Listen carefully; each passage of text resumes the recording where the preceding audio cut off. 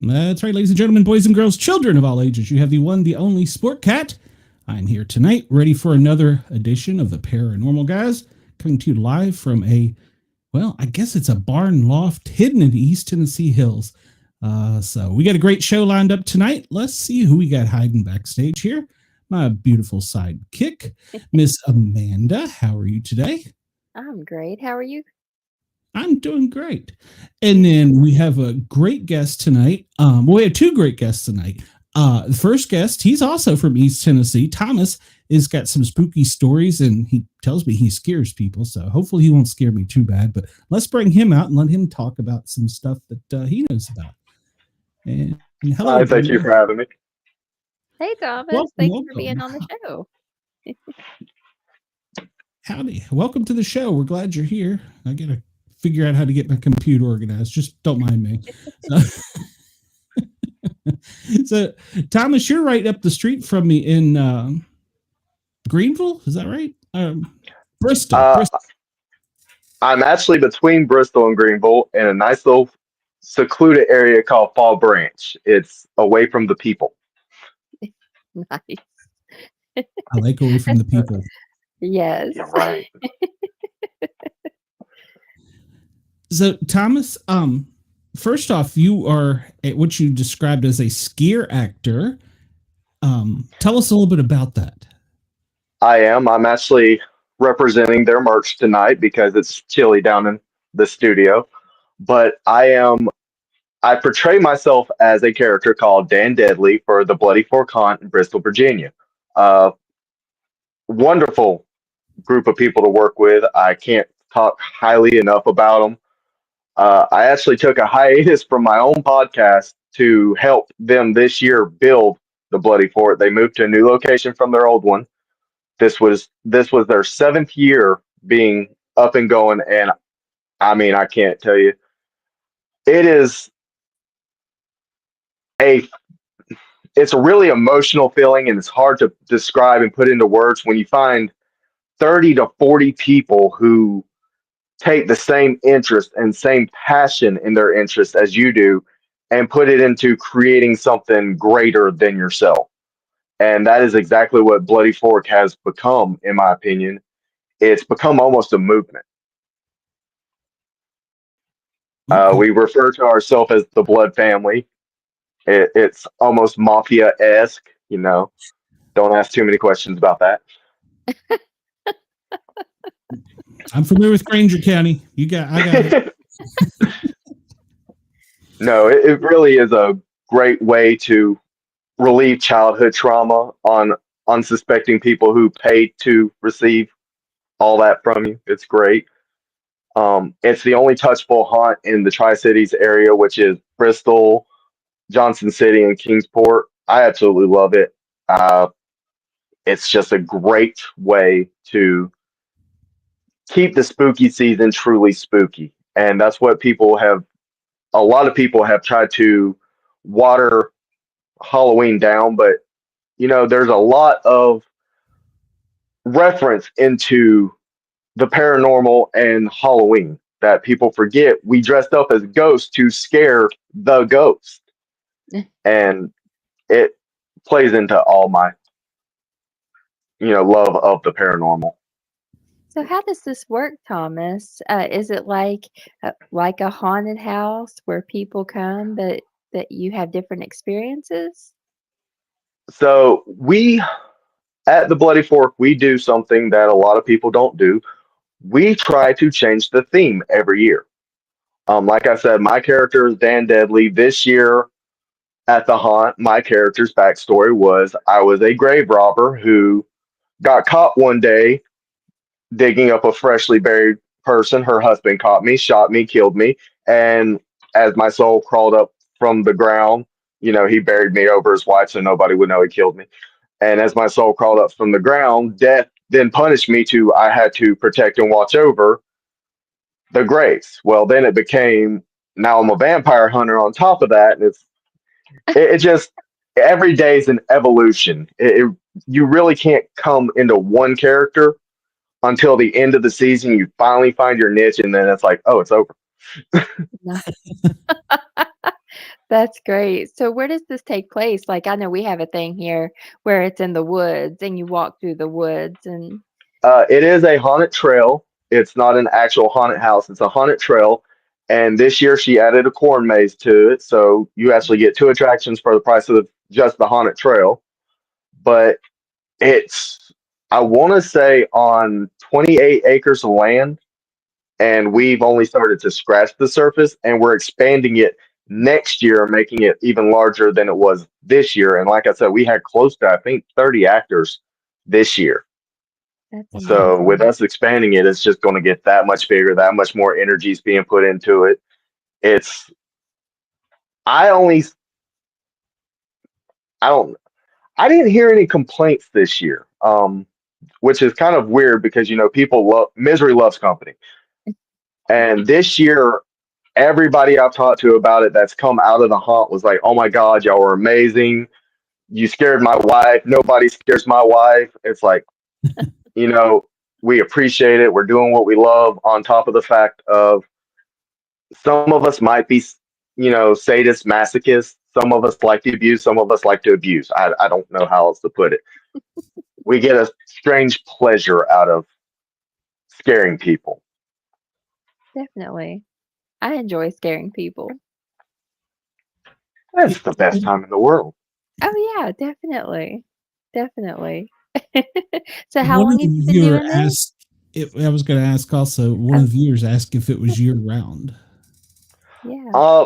Unfortunately, currently it's not year round. Now Star, who runs it, she's an amazing person. She works another job, and maybe one day we will get to a point where we can do it year round. We're currently not there because I mean it's a lot. It takes an emotional toll on you. It takes a physical toll on you. We might get there one day, but currently we just haven't. We usually start the last weekend of September and go through to the first weekend in November, and it's usually Friday, Saturday, and occasionally there's a Sunday thrown in case we get rained out one day and you already have tickets purchased. Or Wow. That takes a lot of time to prepare for that as well. it does. We actually had to tear down our last location. I want to say we started end of February, beginning of March, and we literally were down to the wire, still fixing and putting the fine touches on everything. We literally made it the weekend before the last weekend, and we were still fine tuning during the production. Yeah. It's so much work to do something like that. It was. We had an amazing build team, though. They came out, they sacrificed their weekdays, their weekends. Um, Star bought us food on a couple occasions, and you know, a fat boy's going to show up where there's food. So anytime she said food, I was out there. Yeah. Oh yeah, definitely. I volunteered for Scarefest here in Kentucky for a few years. And even that, just being there for 8 or 9 hours a day, we were like downing Pedialyte, trying to take vitamins and keep our immune systems built up. It just really takes a toll on you. It does, and a lot of people will come through whether they're sick or not, Yes. and they don't think of the effect. Like me, my character does a lot of screaming. He's really in your face. He sitting there and, oh, though I walk through the valley of the shadow of death, I shall fear no evil, for the Lord is with me. The Lord is the way, the truth, and the light. But for your damn soul, there is no light. And then I'd cut out the light, and doing that repetitively every night. Yeah. You get hoarse, and someone comes through with a cold, and next thing you know, you can't breathe. So Yes. you're sitting there going, like in between, and it gets hard. So I like the idea of Pedialyte, and I didn't think of Mhm. Pedialyte. I did a lot of Gatorade, but I hear that's not Yeah. as good for you as they advertise. No, drink the Pedialyte. Pedialyte in Okay. emergencies. Yeah. Yes, emergencies. And there's also there's one liquid IV. Yes. Those are Yes. good I for do you. do liquid IV. Yeah, Yes. yeah, those will keep And, you going too. and if you're a vitamin and herb kind of person, bilberry and elderberry is your friend when you're out in public. So Mhm. I do take a elderberry supplement like almost daily. So yeah. yeah. Yeah. Yeah. I'm Yeah. getting older now, so we have to do these types of things just to go to a music festival. Oh Lord, we took our son to go see the Dropkick Murphys, Oh, and the next nice. day I was sitting there going, my knees. Yes.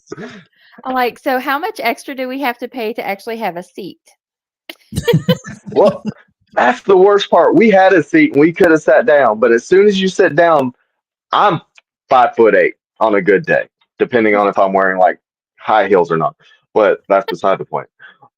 I got right behind this 6'12" person, which for those of you who don't math good, that's 7 foot. Um, and I'm just like, really? Even standing, Yeah. I was just like this over his head. So Mhm. that's always my luck. Every venue I go to, no matter what it is, I'm right behind that guy that blocks everything. I'm the same way. Every time, the tallest person is always right in front of me. I'm like, It's Murphy's Law. You know, whoever elected him president needs to get kicked in the knee. Exactly. So goodness. I I interrupted Amanda earlier. She was going to ask you, how long have you been doing this? So I started last year, 2023, on accident. My son actually wanted to volunteer, and I took him there, and I was sitting at their little fire spot they had, and I'm doing my thing for my podcast. And Star comes up to me and goes, "Can you be a pig?" And I'm like, "Gee, that's a nice way of asking if I'm fat." Yes, I'm fat. And she's like, "No, our pig people didn't show up, and I just need someone who can start a chainsaw and wear a pig mask." It's like, yeah, I can do that. So I started last year on accident, and then it's literally become a family like that Yeah. quick. You spend so much time together. You really do. And as soon as you leave, the first thing you want to do is find someone and tell them, "Oh my God, I scared this one person," and they're like, "Oh my God, we scared this woman, and she literally started peeing herself," and it's like, "That's great." It's like the most encouragement you're ever going to get for being just the worst people. Uh, I don't. Have you had the paramedics show up yet? That's the true test. So None of the years I've worked have we had paramedics show up. I think someone on our security staff is a paramedic though, so I don't know that we would necessarily have paramedics show up. But we're far enough back into the woods that we can get rid of it before the news shows up, hey, and that's that's the good. biggest That's part. good. The reason I say that is one of the original, I think it was Saw movies. I got called to a late night premiere showing of it at a theater for somebody that was in true shock. I mean, Oh my their gosh. body was actually in shock, and I'm like, how bad is this movie? I got to go see this now. Oh, they That's do like, make you really tense. Like, well, I mean, the original Exorcist movie, they had literally had to shut theaters down because people were having to go to the hospital with chest pains. And Yeah, yeah, so back then that was that is such a a scary testament movie. of someone who actually put the energy, the time, the storyline's good, and you don't get a whole lot of that when it comes to spooky. It's jump scares. Oh, what can we do to? Uh, no. ray blood on the When screen. Yeah, blood on the screen or a loud thud noise or suspenseful music that gets real, and then someone just, hey, I mean, The Exorcist, they hid little faces in the scenes, and subconsciously you catch onto the face, but you're not noticing it until you watch it again. It's like, I didn't notice that the first time. yep. Have you always been into horror movies? I actually don't like horror movies. Okay. Oh, Um, I don't like them because, okay, so I grew up in a haunted house. So I've lived in situations where you don't know what's going on, and then you see like the Amityville Horror, for example, where they're like overly exaggerating stuff getting thrown. It's like, no, it's more of a kind of like push. It's not slung across the house and shatters and the person in the next room gets a piece of glass. No, it's not that. That's too exaggerated. I'm actually the closest thing to a horror movie I've come to like is the new Conjuring movies I love because those. they're not so intense about the paranormal aspect of it. Right, That's closer to reality of what the paranormal is. right. Now, growing up in a haunted house, what type of things did you experience? So I was always in trouble as a kid for being up past my bedtime and dragging stuff across the floor and but I was always in bed. I was asleep and they'd yell up, stop dragging stuff across the floor. And it's like, I'm in a daze going, I'm not dragging anything across the floor. Well, when I got in my teens, I started getting to where I would sleep on the couch downstairs. And I was on the couch and my mom was actually in a recliner. And one day we heard the dragging across the floor. And I said, now you tell him to take his butt to bed, mama. And she just looks at me and that's when it clicked for her. There's more in this house than just us. And it's like, I've been telling y'all, I'm not the one dragging. I'm not, it's not me. Y'all never believed me because I had two older sisters and my dad all lived in this house together. And I always got yelled at about making noise. And it's like, guys, I sleep more than y'all do. There's no way it's me doing this. But being the baby, of course, I got the blame. Did you ever know who lived in the house before you or anything? So we actually we built the house from a lifted house that was there before. It's a weird situation. My mom bought the property probably early 92 ish with a single wide trailer and two houses on it. Now, for some reason, we lived in the single wide trailer when there's two houses right there. But 95, 96, we decided, we're going to take this house that's literally, it's just a lifted house that wasn't quite tall enough to build anything underneath it. And we had it lifted up some more. And then we built the house that was there. And we had this door where it used to have the stairway outside that we never built stairways to. So we just called it the door to nowhere. And we did research and we tried to find the original owners and we couldn't find them to save our lives. And it's just like nobody would ever believe me that there's an old man that lives in our house. And they're like, there's no old man that lives in there. It's like I have woken up and he's sitting in the recliner in my bedroom looking at where the TV sits, but he's not watching anything, but he's there. And being 13, 14 years old, you have an overactive imagination, you're making up stories. Well, one day we're all upstairs and literally there's this door with no way to access it. And someone just starts banging on it, like knocking like the police trying to get into your house. And I'm just looking at everybody. It's like, do y'all believe me now? Right. And that's when they started getting picked on by the entity in the house, or entities. My mom thinks there was two, one upstairs, one downstairs.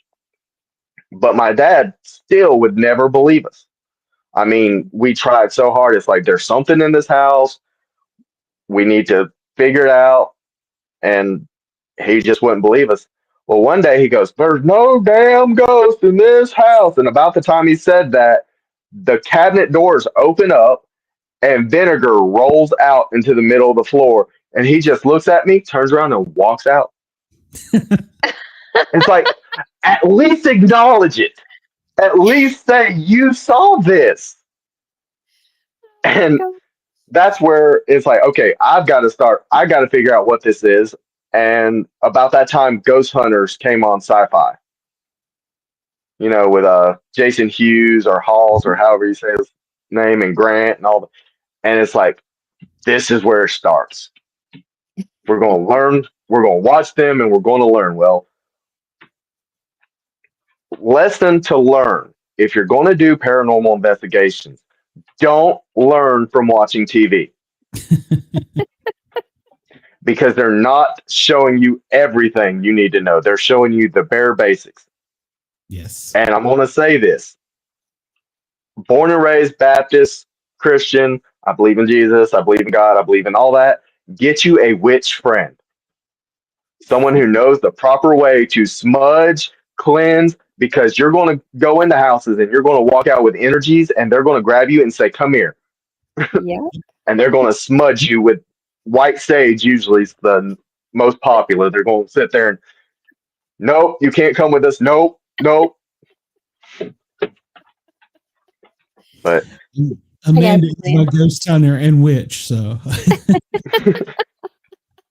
I too grew up in a haunted house. I want no part of that scary stuff. I go out in the woods and look for Bigfoot. I want none of the things that go bump in the night thing. So everything. I refuse to live in a world where there's no such thing as magic. I refuse. Agreed. And I love the idea of there being a hide and seek champion out there, just watching us from a distance, not maliciously, just watching, curious, learning how to mimic our noises so he can make the noises back at us and have us going, I know I just heard mom, but she's over there. Yep. And I love paranormal is my love. I love paranormal, but I also love the idea of cryptids and all that extra something like one day I am going to meet the Mothman. He doesn't know it, and he may not be ready for it. I'm going to Point Pleasant, West Virginia. I'm meeting him. I might be 90 years old and senile, but I'm going to meet him. He was actually spotted here in Winchester not long ago. Really? Yeah. I did not know that. Yeah. That's where Shay lives. Yeah. It's been all over the place that they saw Mothman in Winchester. Wow. Yeah. I didn't think he'd been seen in forever. So cool. Yeah. And that was recent. But yeah, you never know. I start looking out for tragedies in Winchester is all I got to say. I mean, right. I know. We have some weird stuff here in Kentucky. In the South in general. Yes. Yeah. You gotta be careful though of what you try and manifest though, Thomas. So what is Wendell saying? He said he had a cousin leave his house in the middle of the night, and he did not turn off lights or TV and shut the door. When we caught up with him, he said a man in a blue suit, and he could see through him, was at his house. Oh, interesting. So the man in a blue suit is a common occurrence. It's like the man in the top hat. A lot of people, or the fedora, not top hat, fedora. A lot of people see that. And I've never had the pleasure of seeing the man in the fedora, but it's like the woman in white. Everywhere's got a woman in white story. And it's like, is that a singular ghost? Or was white just a really common gown 100 years ago? I think it was just common. Yeah. I like the idea of like interdimensional traveling ghosts just, spooking people as they go. Glenn, you saw a woman in black, right? In the meadows? Well, she was what they call the man in black. That's a government The man in black. Okay. Yeah. No, I saw the fedora in my grandmother's house in Virginia. And it was like all dark. It was this tall, broad fedora, and there was like lightning coming off of him. And yeah, I'm of the belief that the fedora man is a psychopath, which I might be mispronouncing that because I'm from the South and I only ever read the word, but it's basically a grim reaper. Mm-hmm. And that's why he's seen in so many different places. It's basically you're in his jurisdiction. Yeah. Hmm. Yeah. I could buy that. Yeah, considering the part of Virginia. I mean, it's colonial and also Civil War, a lot of stuff right in that area. So, yeah, I can see that. That's Well, a lot of people like to bring up Civil War and wartime battlefields, but they forget about think of how horrible stuff like the yellow fever was. Mm-hmm. And anywhere near a coastline was decimated by yellow fever. Being from Virginia, Richmond's got a graveyard that's just covered in like yellow wildflowers now. That is a yellow fever mass burial site. And it's like, think about how, yeah, the war is hell. I'll give it that. But think about being the child with a fever. You're hallucinating, you're sweating, everything hurts. And then it ends. You have no idea. Your soul's going to be in chaos. Now, times that by 100. That's true. You know, Yeah. people don't think about that kind of stuff. And it's like, yeah, you hear stuff that goes bump in the night, but take into consideration it may just be scared itself. Yeah. It doesn't realize what's going on. Here we have talking picture frames, and we're walking around talking into a stone tablet as far as it knows. It thinks we're nuts, and we're breaking into its house. Yeah, you know, it's true that you say that. And I remember one of the ghost hunts I went on, the guy was saying, you know, try and tell it to push the button for the flashlight and all that. I'm like, no, shouldn't we be saying something like this is a magic torch? If you push this button, the light comes up, because they don't understand 2024 lingo. You know, I thought about that in the past. I refrain from using stuff like the flashlight tricks and all that. Go get you those little cat balls with the lights. Because all it's got to do is make motion around it. It doesn't have to understand how it works. It just has to move it the slightest bit, and it sparks. Yeah. And find you a good trigger object. There's a place in Florida, Perry, Florida, called Greystone Manor, and I had not an original printing, but an older printing of one of the Winnie the Pooh books. And I put about 4 or 5 of them around me, and then I started reading Winnie the Pooh.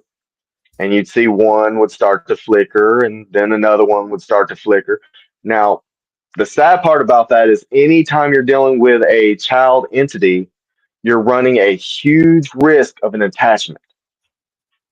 And I hate watching a certain travel channel's paranormal TV show, because he swears up and down, oh, if it's a ghost and it's a child, it's a no, not everything's a demon. Agreed. Children die. It happens. Adults die. Some of them are angry about it. They're not all demons. You know? And but then again, they get possessed every episode too. So I can't watch it. And it was at that time I felt the demon inside me, and I was blind with rage. It's like, no, you're not. No, you're not, because you're looking dead at the camera. You know where the camera is. You're not blind with rage. You're not. Yeah. Wendell says the last house he lived in, you could smell them cooking, and it smelled really good. Huh. I've smelled smells. My house, I get cigarette smoke. Just will poof appear out of nowhere. Don't know. So don't know. I vape. I don't smoke, so I don't know. And then, Thomas, I'll ask you about this, because this has happened to me twice. And a singular drop of water, just one drop of water, I would see it out of the corner of mine. It would hit my arm. It was ice cold. There was no scientific reason, no water there's no possible way for one drop of water to fall on me. Have you ever had that happen? Okay, so I've never had the single drop of water, but I've heard it before. And a person who used to do the paranormal investigations with me was a lot smarter than I am. So when you have an entity that is removing energy from the surrounding area around it, it's just like an air conditioner. And when an air conditioner starts to get cold, the condenser will get cold. And as the humidity hits that condenser, it turns into water, and you'll have a puddle of water. So what he says that is literally an energy is trying to pull enough energy to make some form of contact or let you know in some way it's there. And it's actually the scientific chill causing a condensation, but there's no physical thing there to stop the condensation, so it just drops. Interesting. That's when you get like the wetness on the walls in Mhm. highly paranormal areas, and everybody's like, "Oh, the walls are bleeding." It's like, well, no, they're pulling the energy out of the room, making the room colder. Well, sudden temperature changes like that creates condensation, and it may feel, a little thicker, but it's just condensation. And Interesting. That makes sense, though. I think that's the um, best explanation I've heard so far, Glenn. Yeah. Well, I mean, I know for a fact they'll drain batteries. I mean, just things oh, in will a heartbeat. go Yeah. crazy. And well, if it peed on me, it was an extremely dehydrated one. So it's one drop. Well, that's one way to do it. I mean, So um, the last time, that's a lot of people. go Sorry, ahead. a lot of people don't take into consideration the science that actually goes into the paranormal. It's not just it's paranormal because we don't understand it. But as Mhm. soon as we understand it, it would become normal. Absolutely. Yeah. You know, See, I I like to don't go remember the author. I'm sorry, I don't remember the author, but science fiction is science fact that we don't understand yet, and that's how I go into every paranormal investigation. Is I'm looking for any and every reason why this cannot be ghost.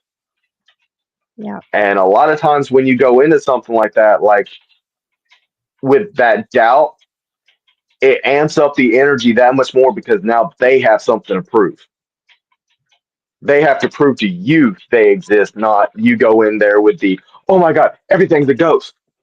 Yeah. Yeah. It's why show up? Yeah. Yeah. Well, I mentioned to somebody that's like, oh, we go to this area, it's always haunted. And I'm like, maybe they're either annoyed with you or they're just playing with you or you're invading them or, it's like, what? I don't know. And Oh, somebody else had told me that if a person was a jerk in real life, they're probably going to be a jerk in the next life too. So, that's actually my favorite thing to do on a paranormal investigation is go to the historical society. Find out what you can about the area as a whole because just because they haunt a house, it may be the last house that is as close to original from their time.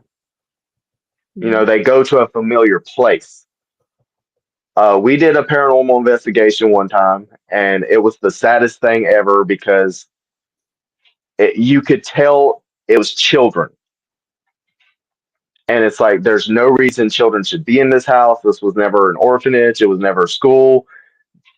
It's it makes no sense that this many children are drawn to this house. And one of our investigators, who uh, I wish I could remember who they were. I was never an official member of any paranormal group. I always kind of did the tag along and take notes in the background. So I'm horrible with names, but they went to a historical society. They talked to whoever the bee's knees there was and found out that it's the last house for over 100 years that's still that house. And it's like, so that house has basically become a beacon. It's Right. still putting out all the old energy. Hmm. That's why you have a lot of hauntings around the old oak trees or old magnolia trees, or, it's energy that is from their time familiar. So they're drawn to it. Yeah. And it makes complete and total sense that if someone was less than kindly in life, in death, they're going to continue that same energy Hmm. because now they're dead and they're confused. It's true. I, It's true.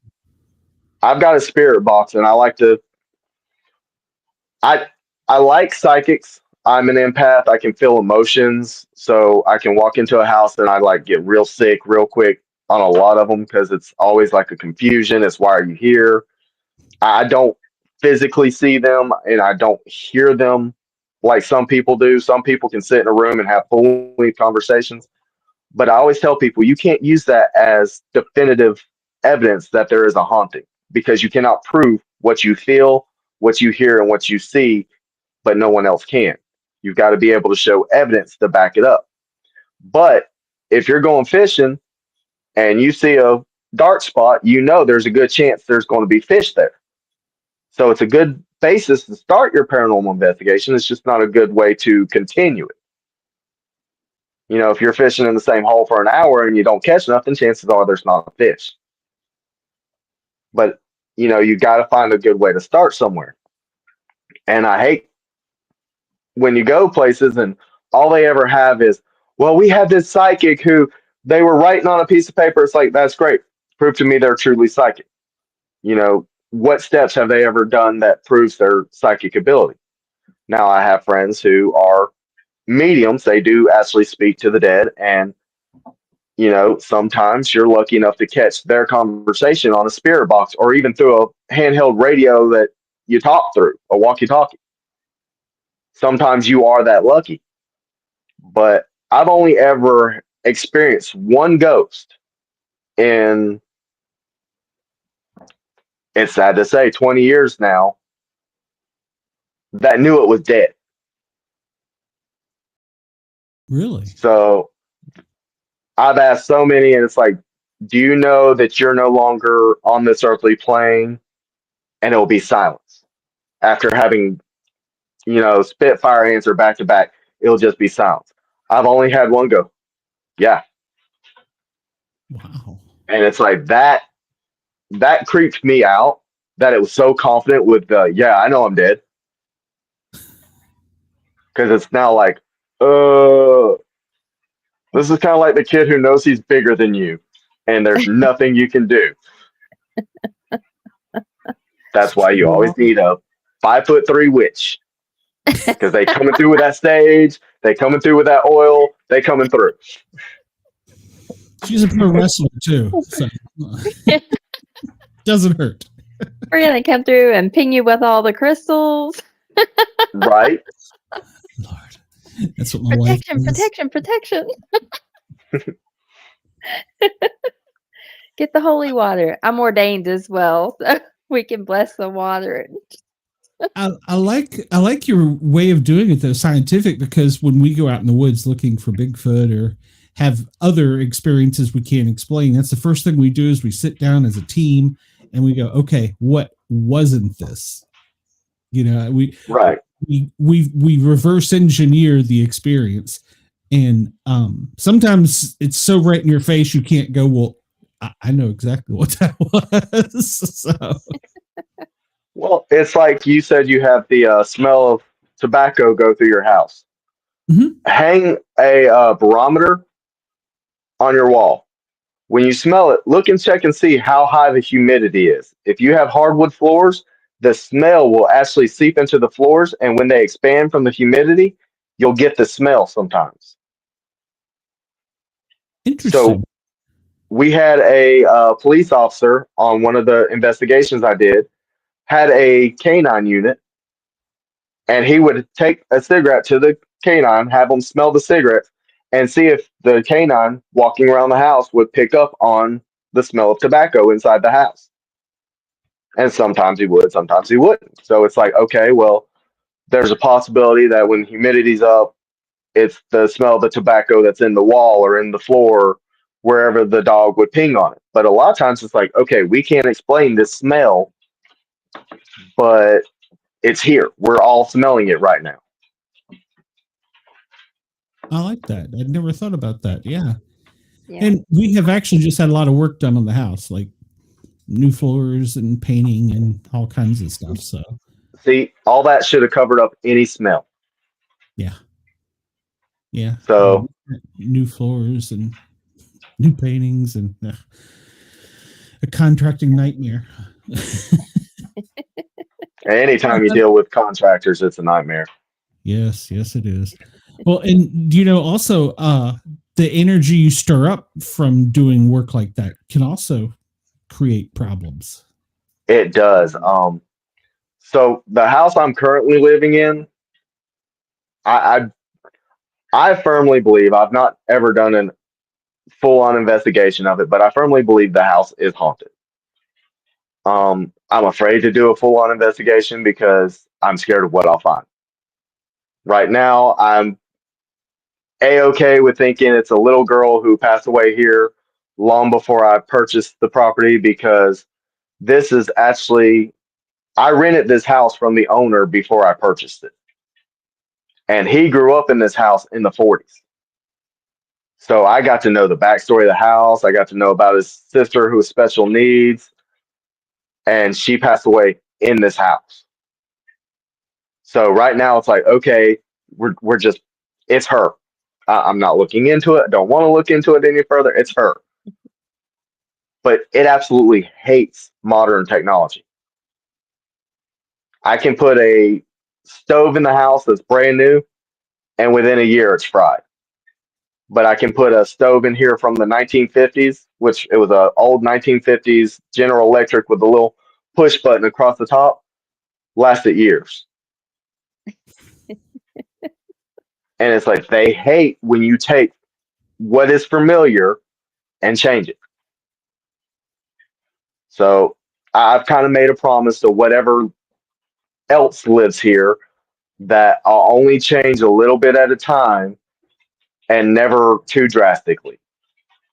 Nice. And so far, it's kept everything else at bay. We built a house and we built it ourselves. I mean, we dug, we did the foundation, everything ourselves, and we're pretty sure we've disturbed something.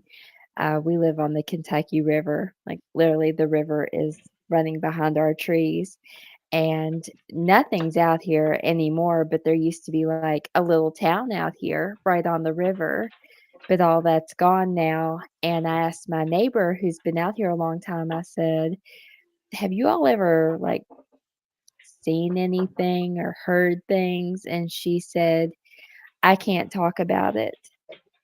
She said, you'll have to talk to my husband. She said, but you keep it over there.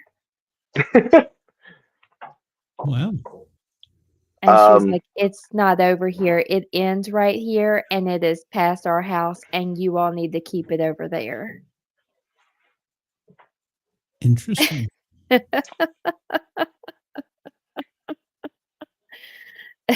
So I'm in the same That's boat. not very I know, neighborly. All I'm going to say, that's not very neighborly of her.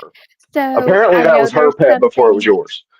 right. I know there's something here, but I'm kind of scared to dig into it and do an actual investigation. Well, that's how all the horror movies start. You know, the dumb person who, hey, let's pull out a Ouija board and figure out what. Oh, No, no, no, no, no. no, I no. will never use a Ouija board.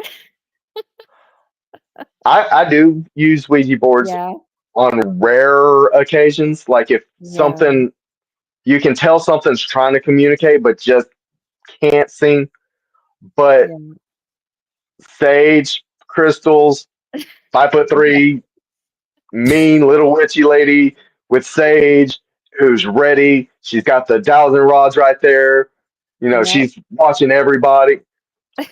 Everybody forgets there's a key element that you need.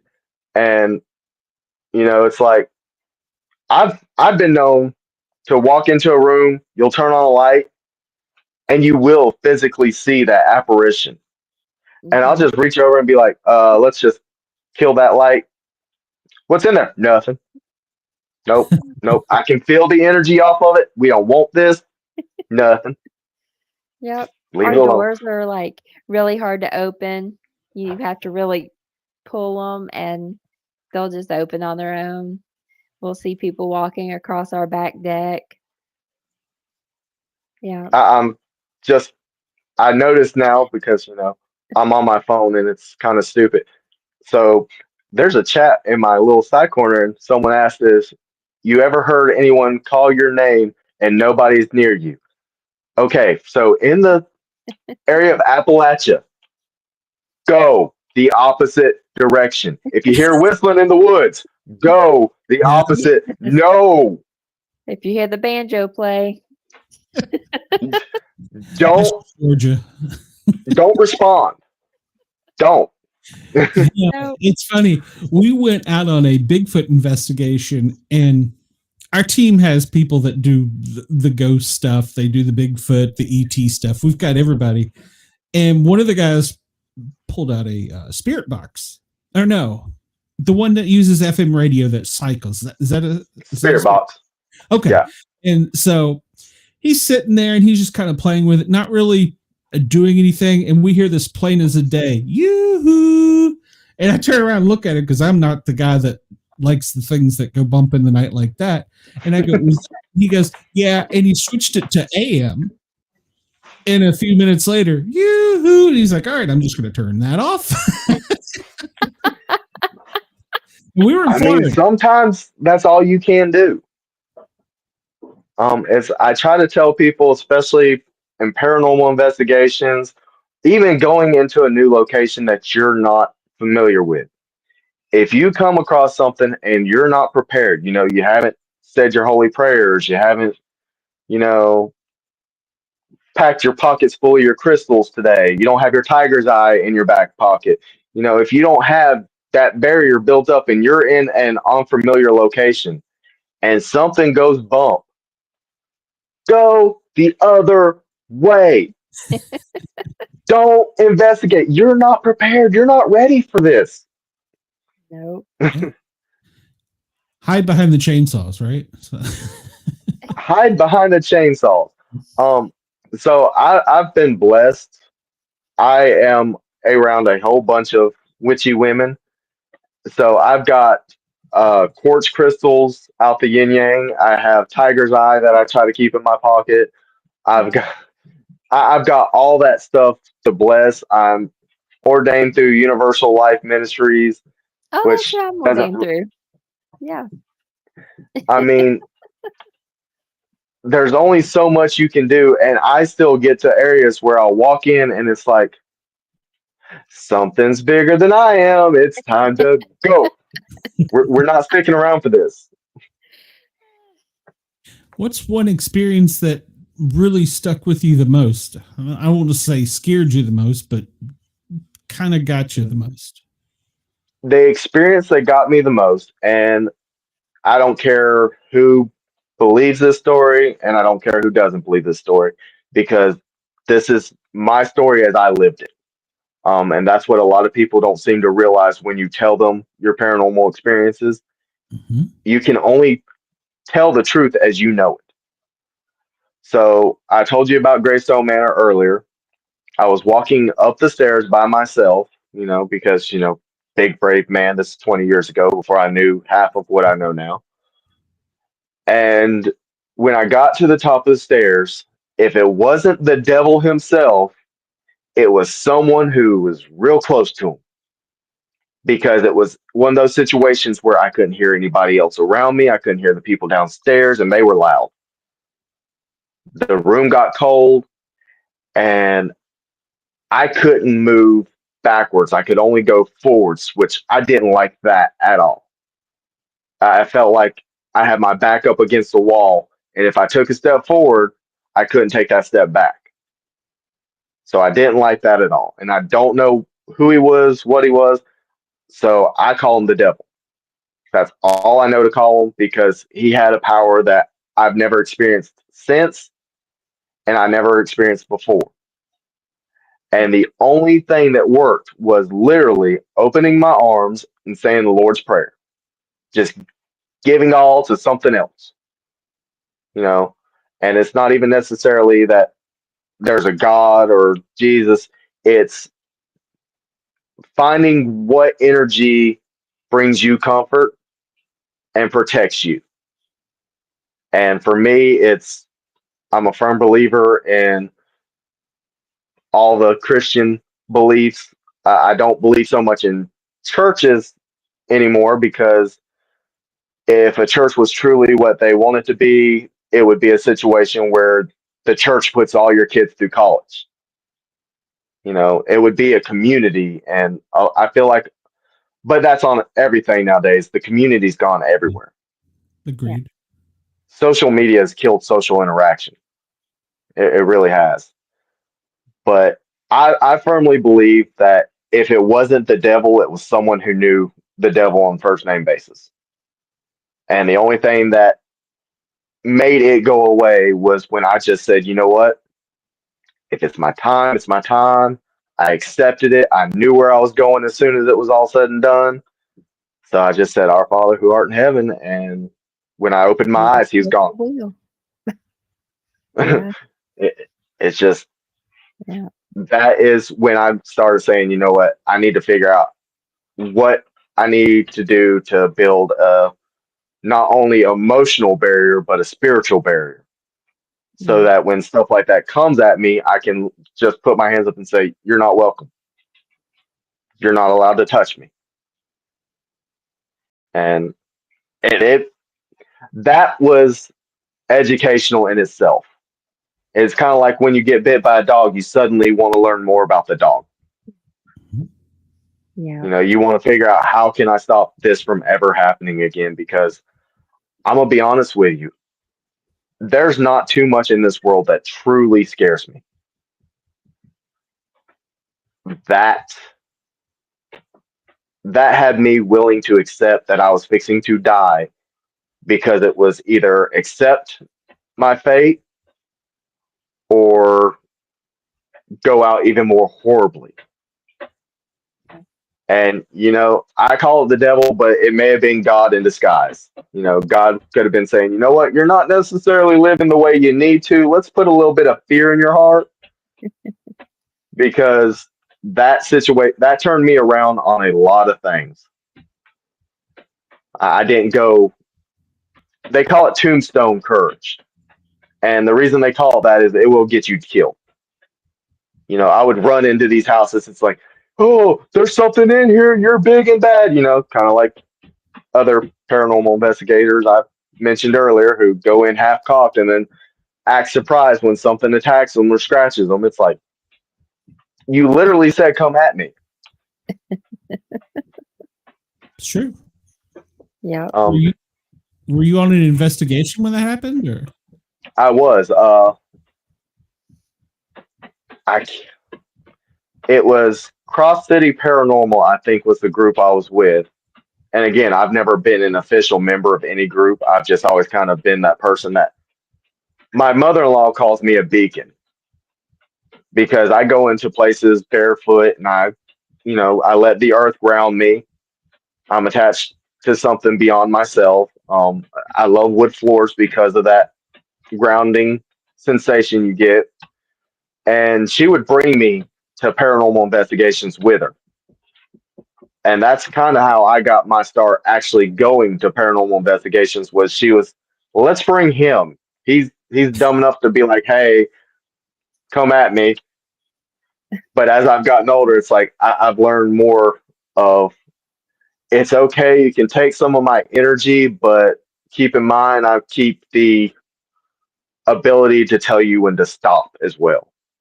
Mm-hmm. When I was younger, I didn't know. It's like, I was just, okay, you want some? Come get it. I'm right here. I'm not scared. And you giving them, you're literally welcoming them to you. And I mean, chest pains. I've been pushed downstairs. I've had scratches on my back. You can't explain this stuff, and a lot of people's like, oh well, you could have scratched your back, and it's like, you're right, that's why I'll never use that as proof of the paranormal, because it could have been a splinter stuck in my shirt that caused my back to get the scratch marks. You can't say just because I got this is paranormal. That's why I'm all about the scientific method now. I believe record everything. The best thing a team can have are those little pocket notebooks. And instead of saying, did you hear that? Pull that notebook out. Write down what you heard. At the end of your investigation, get together and I heard this at about this time. Mm-hmm. And see how many other people had that same thing written in their book. Then it's not just I heard, it's a group of people heard, we never discussed it, and it was all about the same time. Yeah. That's the scientific method. The things we do with Bigfoot, yeah. Well, I mean, even searching Bigfoot, it's got to be scientific, or else you're just a bunch of rednecks out in the wood hooping and hollering. Well, there is that too, but yeah. That's like, you go out there and you have this guy, he's like, okay, I'm going to do this call. And it's like, okay, I've heard that noise in the woods. He's like, that's the Bigfoot mating call. It's like, exactly. So how many times Bigfoot showed up and was like, how you doing? He's like, well, never. It's like, then how do you know it's their mating call? You may have just told every Bigfoot from here to a 20-mile radius, hey, there's people in these woods. We need to go the other way. Agreed. It's like, you can't just call something their mating call because you assume it's their mating call. Yeah. You got to put there's got to be some scientific steps to it to say, hey, I heard this noise, and the next thing I know, trees were shaking in the distance, and I was hearing weird noises that I don't want to remember. Mm-hmm, mm-hmm, mm-hmm. Yeah. I mean, I think there's a paranormal aspect to Bigfoot too. We haven't figured it out, but there's something else. My dad, with it, God bless his heart, my dad thinks Bigfoot is either alien or interdimensional, which would still technically be a kind of alien because it's alien to our dimension, but he believes that's why Bigfoot can walk behind a tree and just vanish. We've talked about that.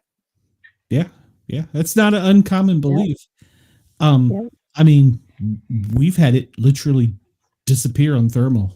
Just literally, like, it just suddenly cloaked. It's gone. We're like, what? How did that happen? Yeah. Where Bigfoot watches the Predator movies. Could be. I don't know. Well, I mean, we were the first team. The Meadow Project. Trey Hudson wrote about it in his book. I'm chapter 13.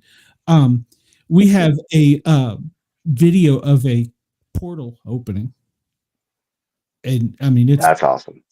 There's no denying it's a portal, but what it is to or from, we don't know. We've had some bad experiences from that, but that's another whole story. Yeah. Two of our team members who are no longer with us accidentally stumbled in it, and we lost them on camera, and I lost them on radio. I was the comms officer. Yeah, it was but at any rate, we didn't lose them that night, but they got very sick. But yeah. So there's a lot more out there than I think we'll ever know about. And I'm not one of these that's going to say, oh, is the government hiding it from you? I just think there's things we don't know about. I mean. Yeah. Adam Well, right now the government's admitting there's aliens. So if there was a Bigfoot that they knew about, they would probably say, hey, we seen them. Yeah. Oh, goodness. Well, I maybe hope they did get eventually predator from Bigfoot. Yeah. Who knows? Hopefully it all comes out. One day. That's what they say. The truth is out there. Thomas, look, I promised you I'd keep you for only about an hour, and we're pushing right at that hour. First off, you got to come back. You're great. I appreciate that. You and Amanda need to talk because she's doing a lot of research and for things that go bump in the night. So you two need to talk. So, Yeah, definitely. Absolutely. I think I just got a Facebook. Yep, you did. she's stalking you. Maybe a little bit. You know what? Like I tell everybody when they say I'm gonna become your stalker, just if you notice the milk's low in the fridge, grab a jug on your next time coming through. Right. I'm gonna have to tell the people that pop into my messages. As long as you don't have to get a restraining order, it's all good. So Yes. Nah, ain't gonna be no restraining order. That implies I called the cops. Gonna walk in my house and all you're gonna see is me sitting in a chair with a thing of Vaseline, and you ain't never coming to my house again. It's like I'll scare you to where you don't come back. I am a scare actor. That's what I do. That's right. I'm gonna wrench you, I promise. Chris, and it was great having you. It was fascinating. It was. Thank you for coming. We really appreciate your time, and I would love to have you back. And heck, we're in East Tennessee. We're not far apart. Maybe we should hang out and have a beer sometime. So, yeah, that sounds great. Don't scare me. I'll probably be in Knoxville, or I don't know when the next time I'll be in Knoxville is. I'm going to a Scare Fest market thing December 16th. So I'll have to keep you up to date on that one, and maybe we can meet up at that and laugh at all the people who swear they see stuff. Yeah, oh man, yeah, they do the same thing in the Bigfoot world. Did you see that? Yeah, I did. It's a tree. It moved. It's the wind. Yeah. So, all right, Thomas, have a great night. Thank you. Yeah, definitely. And maybe Amanda will have you over on her show sometime. She's got her own little thing going on too. So, Two Broke Witches. Yep. Saw it on TikTok earlier. He's already a fan. All right, you two can stalk each other. Thomas, have a great night. We will. All right, you too. Thanks for having me. All right, see you soon. Bye. Bye. That was great. Yes. Oh my gosh. That was great. So. Oh, wow. We have some great people on here. we do. And we got a great chat. Everybody with WDJY, WRFN, thank you for tuning in. We will see you tomorrow night or next week, depending on where and how you're listening. Everybody else, hang on 1 second. We got another great guest coming up. I have to find the button to push. No, that wasn't the button. I don't know what the hell that button did. So. Button. Who's got the button? I'm just trying to. Oh, give me a second.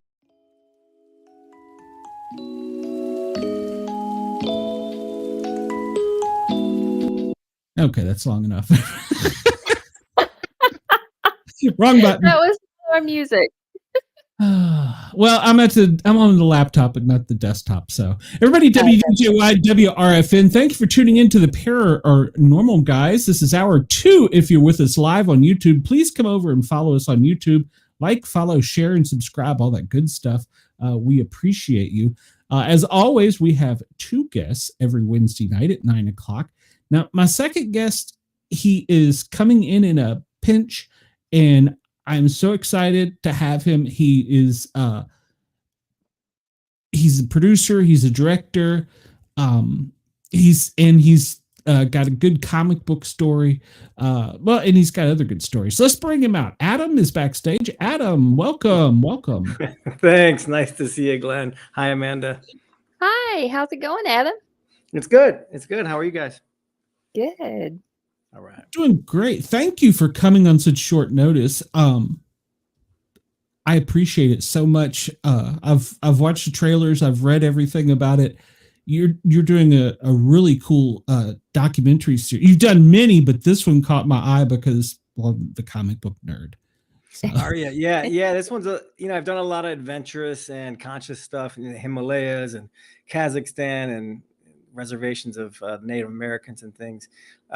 So this one's a little different. It's got a little more pop to it, a little more hook, with the hidden family secret and 300,000 comic books and a Superman #1. So happy to tell you everything about it and maybe even talk about paranormal stuff as well. Oh yes, please. So the way the story, as I read it or have read it, is that basically this was a friend of yours. Yeah. And he I guess inherited this would be the right word. He did, yeah, in many ways. He inherited the legacy of his father, the conditioning of his father. I mean, the whole family did. It really tore them apart, his obsessive collecting and hoarding, really. I mean, especially if you're a collector and you know how people collect, he wasn't doing it in the normal way. But yes, he did. When his father passed in 2020, Darren inherited the collection, 300,000 comic books, a Superman #1, which was not graded at the time, so they didn't know. They didn't really know what was in the collection for 40 years because he would put it in boxes and just put it away. They never read the books together, nothing. And, that's difficult for a kid to keep a secret for 40 years. Your friends are coming over. What's in that room? Nothing. What about the basement? Nothing. What about that room? Nothing. 4 or 5 rooms. So it's I didn't know about it. We were friends in high school. We played soccer together. I didn't know his father suffered from Asperger's. It was diagnosed later in life, but it contributed to the kind of the obsessive behavior as well as some of the non-recognizing of emotions of his son and things like that. But yeah, we had no idea. And then, I've been making docs for 15 years, and then he calls me up and says, "Hey, by the way, what do you think? Is this a good story?" And I said, yeah, I think so. And let me come out and at least check, go home for a weekend and interview you guys and see the old house before it sells. And that actually becomes a lot of episode 1 was just me with a camera and the family. And I really love it. It's very intimate, verite in that first episode where you kind of really feel the backstory and the creepiness of this old house where, to talk paranormal, like he thought aliens were, at the end, he thought aliens were going to come and kind of take his books. And I mean, he was starting to lose it a little. He wasn't like that in his normal life, but he started to think aliens were inhabiting his younger son and were trying to take the books. And I mean, who knows? Maybe they were. These are precious things. You never know. But he did want to be shot up into a UFO with his books. He really didn't want to give them away. He didn't want to ever sell them. He said, "I want to go when I die. I'd like to go to a UFO with my books." So, like many collectors, did not want to part with these collectibles. Yeah. Yeah. Wow. Well, from the video, there's so many. Yeah, you have 3 shipping containers full. Now, they were just in the house, but yeah, Darren, the main character, created a whole, fortress of solitude, and so now there's 3 shipping containers full of comic books. Yeah. Wow. I know. That's a lot. I feel bad about like having 2 boxes in my closet. So. I know. I don't like to collect things, but I like to keep things simple. So it's strange. Yeah. Yeah. Yeah. I collect cats. That's about it. Do you? I hope you don't have that many cats. Oh, hats. Okay. Yeah. I heard No, I heard not cats cats. also. Yeah, I was like a crazy cat lady, but I was like, oh God, Dogs would not be happy about that. Yeah, I have things under my bed full of hats, and I can pull them out and pick out a specific hat for each day. Oh, that's fun. That's fun. You use them and you show them off. That's cool. Oh yeah, definitely. Well, that's cool. Yeah, and that's the different thing about a comic book. You don't want to pull it out. I mean, if you're collecting it, because you're going to get fingerprints on it or bent corners, and these are the ways they grade them. So, did he ever read these, or did they just come sealed? And it's a great question. I mean, I have a feeling he read some, and I know he got into the comic book collecting. This is Darren's father, Dale, when he was in college, just debating who had what powers and what would win. Would the cube beat this character and that character? And his father, was graduated top of his class, University of Michigan Law School. So loved to debate, very verbally astute, could really hang like that. So I know he loved that part of it, and did have his own kind of like Cheers, like a certain comic book store that he would go to, and that's where he got his books from. So there was a little bit of it in terms of reading and looking at them, but for the most part, it was quantity and hoarding and just putting them in a box and putting them away. If he had I think 30 Ghost Rider ones. He had 100 Star Wars ones when they started to unpack things. So a Star Wars one could be $1,000 book, but 100 of them, that's $100,000, right? Ghost Rider one, I'm not sure what that's coming in at. These are high grade. Everything was really, really pristine quality. For those that don't know, the grade and the quality really means a lot here. The Superman, when it did get graded at a 7.0, it made it at the time. There was 2 8.0s and 2 7.0s, Darren's being one of them. So second best book you could have in the world of a Superman #1. And that's a very rare book, right? This is a very, very rare piece of pop culture, which is why people pay $4 million. And so he had a lot, like even a giant size X-Men one. In episode 4, we ended up hearing the story of how we got 10 of those, I think, or at least 8. And that's a book they bought for $40 in around 1982 and is now worth $25,000 each book. And each, high grade for a comic book, a 9.8 giant size X-Men one. And apparently it was like, the owner of the comic book store realized he had a case of these, now maybe 7 years old. So, okay, they're $40 at that point. And Darren's dad, Darren's dad wanted all of them, 200 books. And the guy's like, no, I can't sell you all of them. I got to sell it to some other people too and make some other money. But that's the kind of collector he was. He's like, give me all 200, Most people be happy with 1 or 2. So it ends up being a fascinating collection. But as he unboxed the collection, he starts to unbox his family history and a lot of the feelings that have been there for a long time that he didn't get to resolve with his dad. And that makes it very tough, to be honest, a tough journey for him. Yeah, it would have to be, because in a sense, he lost a part of his childhood to a childhood thing, so to speak. Yeah, good point. I think he did. Or some collectors might realize they're losing a part of their, missing part of their own child growing up because they're so into a collection or any hobby. And watching this movie should make people reflect on your priorities and where you want to spend your time. And it's fun to have a hobby. It's fun to have people with like things, but your kids need you as well. So keep it in check. Oh, yeah. Yeah, I had my son in 2006, and I had been traveling as a professional wrestler, and that was done. Okay, all right. I was there for my son. I was actually a stay-at-home mom for 8 years after I had him. Wow, good for you. A big swing from traveling and then staying at home with a baby. Absolutely. That's what you do. Yeah. Yeah, exactly. That's what you do, right? You change your priorities. Yeah. Yep. So there's definitely a warning in this film to people to check their thing, check themselves. Yeah, it's the human side. Yeah. And that's what I liked about it, because it's raw emotion. He's sitting there looking at it, and he's in his mind seeing something different than what you're filming. That's just raw emotion. That's great. That's better than reality TV. Oh my God, we make fun of reality TV in episode 2. We really do, because we start talking about addiction in episode 2, and in a light way. We actually approach it in a light, because a lot of comic book collectors, I should say, recognize the addiction side of it. And so in a light way, or like one of the characters says, you just have to realize I'm always going to be addicted to collecting. We just got to manage it. And at least it's something at the end of it, you might be able to sell for money, where if you're, just drinking and addicted to alcohol, you have a bad liver. So there is an upside. And then one of the characters says, but I'm never going to sell my comic books. So I guess that upside is not really an upside.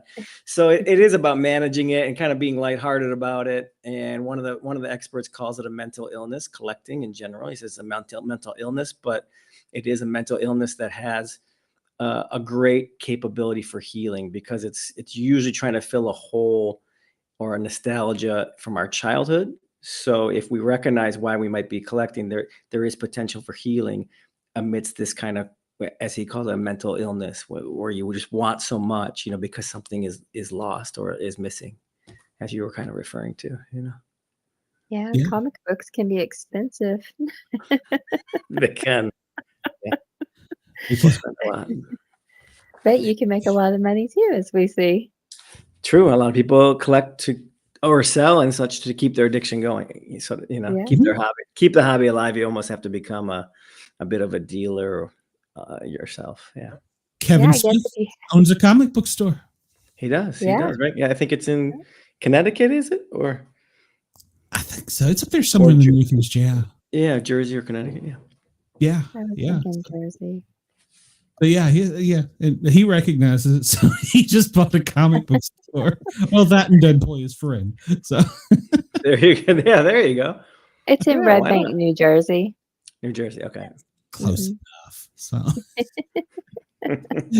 don't at me, please don't at me. I Well, guess though, like if you collect several copies and then they become worth something, I mean, you could sell one and then keep going with your collection with that $25,000.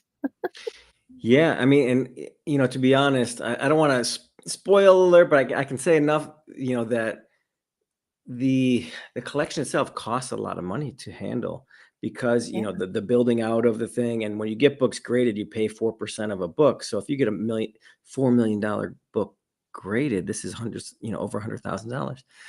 So there's a lot of money that has to go into even maintaining the collection. So you have to sell.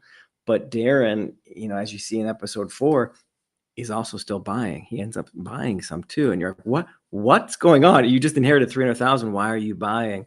So it's interesting to find out why he'd do that in the end. But you got to sell some. Otherwise you can't keep it going. It's Yeah. expensive. At least Yeah. even inheriting it, you got to get rid of some. You can't just keep it. Right. Yeah. I mean, recently there was some comic books that came out that were projected. Now everything's saying it could be worth something down the road. And I told my wife, I said, well, I'm going to buy like the first 10, one of each for my grandkids. And whenever they get old enough, give it to them. If it's worth something, great. If not, they got something to read, So Yeah. There you go. But that's what I told her. I said, we've got to stop this. We can't get up to like issue 30. We'll give them the first 10 from what they're on their own. So Once in a while, you have to get a little something and put it back. I have like the die-cast car of the last, it was the Elvis version of Dale Earnhardt Jr.'s last 88 car, I think, or the last 8 car before he went to the 88 or something like that. So I have that. And, you have to get something here and there, hoping it'll be worth something one day. Yeah. I have the Patrick Mahomes rookie card. Do you? Like, All right. yeah, just here and there, pick up a little something and hope it'll be worth something. It's fun, right? Yeah, exactly. It's Yeah. fun. It's fun. And that's another market that's got so many collectors, is the sports memorabilia market. Mhm. Absolutely. And Darren, Darren's father, he has 1 million collectibles in total, 300,000 comic books. The rest are probably baseball cards. Yeah. Oh, wow. Yeah. And toys, a lot of Star Wars toys. They would go to Toys R Us, but as Darren says, not for us. They would go for, it was toys for him. Yeah. That's funny. Yeah. Well, and that's got to be tough on a kid. So yeah, it was. It was tough on them. I think he was doing okay now. But I don't think so after he's got a couple $1 million comic books. Right? Yeah, I mean that is the normal reaction, and as you'd think, right? Okay, that makes it a little bit better. But full disclosure, Darren was already independently wealthy, self-made man, started his own tech businesses, so it's not a lottery film, right? It's not, I found a treasure. There's a treasure hunt to it of what's in there and what are you going to do with it and how do you do right by it is more the question. Like, should you sell it, or how do you get it in the right hands, or do you just sell off a collection when it was your dad's favorite thing? But who cares if it's your dad's favorite thing? Your dad was a jerk about it. So there's all these conflicting things going on. What's the moral thing to do? And the good part is it's not just a lottery of like, hey, let's sell it. Now I'm rich. He was already wealthy. So it's more of an internal battle, which I really, as a filmmaker, loved about it. I loved about it. I was interested to see, okay, who would buy this? Who are going to be the kind of eccentric characters that would pay $4 million for a comic book. But in the end, to be honest, that wasn't what was interesting. It was more the family and the people surrounding it that weren't the millionaires. It's just the average collector is fascinating. Wow. Yeah. Were there any celebrities that came into this? I mean, you're from Hollywood, so celebrity to you is different than a celebrity to me. No, celebrities are celebrities. I think we probably have the same idea of a celebrity. I was trying to, if I could share that. I was trying to actually do a little. Remember in Harry Met Sally when they had these little snippets of couples throughout the movie that were saying this is how we met, right? Like older couples.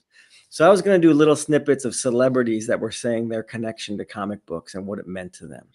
But in the end, no celebrities came through, and the film, it turned into something bigger anyway. I didn't have space to do these little vignettes.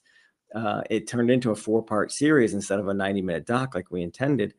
But we did do some of them. And my father, we did one. He ends up being in a bonus feature. And this guy Phil, who talks about his child who used Spider-Man to help her through cancer when she was a kid, and that becomes part of the series. I approached Seinfeld because he's a huge Superman fan.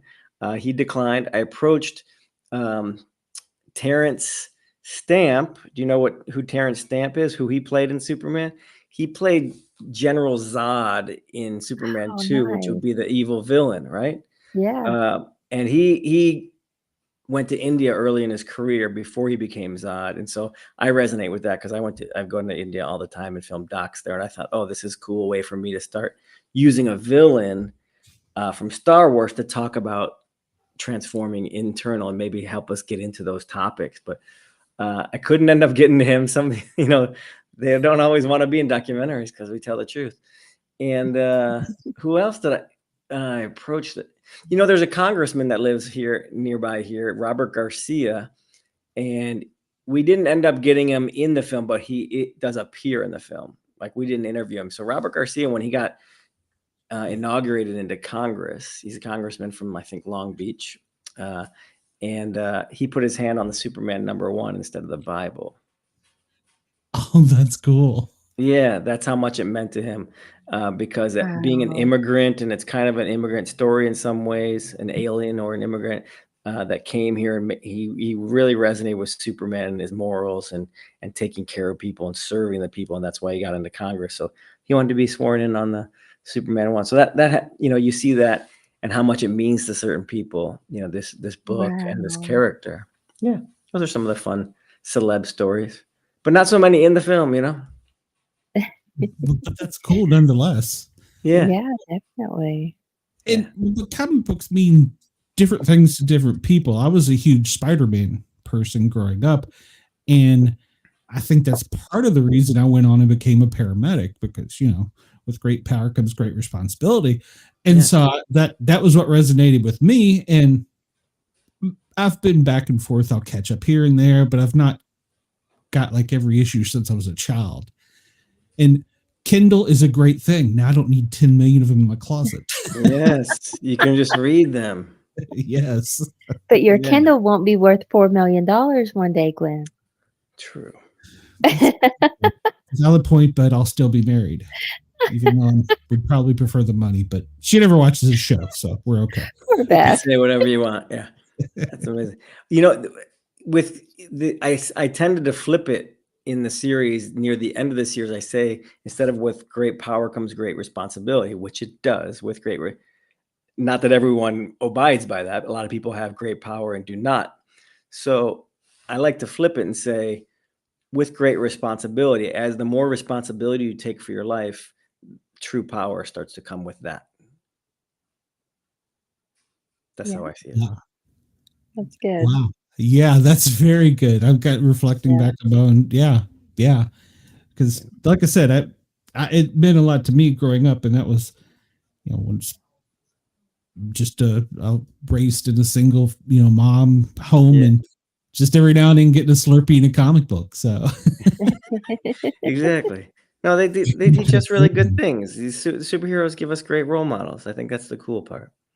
And for a lot of people, a little escape that's necessary. Or one of the guys in the film he was bullied when he was a kid for being fat, and he loved Tony Stark and Iron Man because he felt like he wished he could be like that and a little more impenetrable, so to speak. And so sometimes people just need a little escape when the world's, actually just being too mean to people. So yeah, these stories can be very helpful. Yeah. Were you a comic book person growing up? Not at all. Okay. Well, now as you were saying, your life journey's taken you on a different path. So tell us a little bit about some of your other stuff too, because I'm fascinated by some of those things too.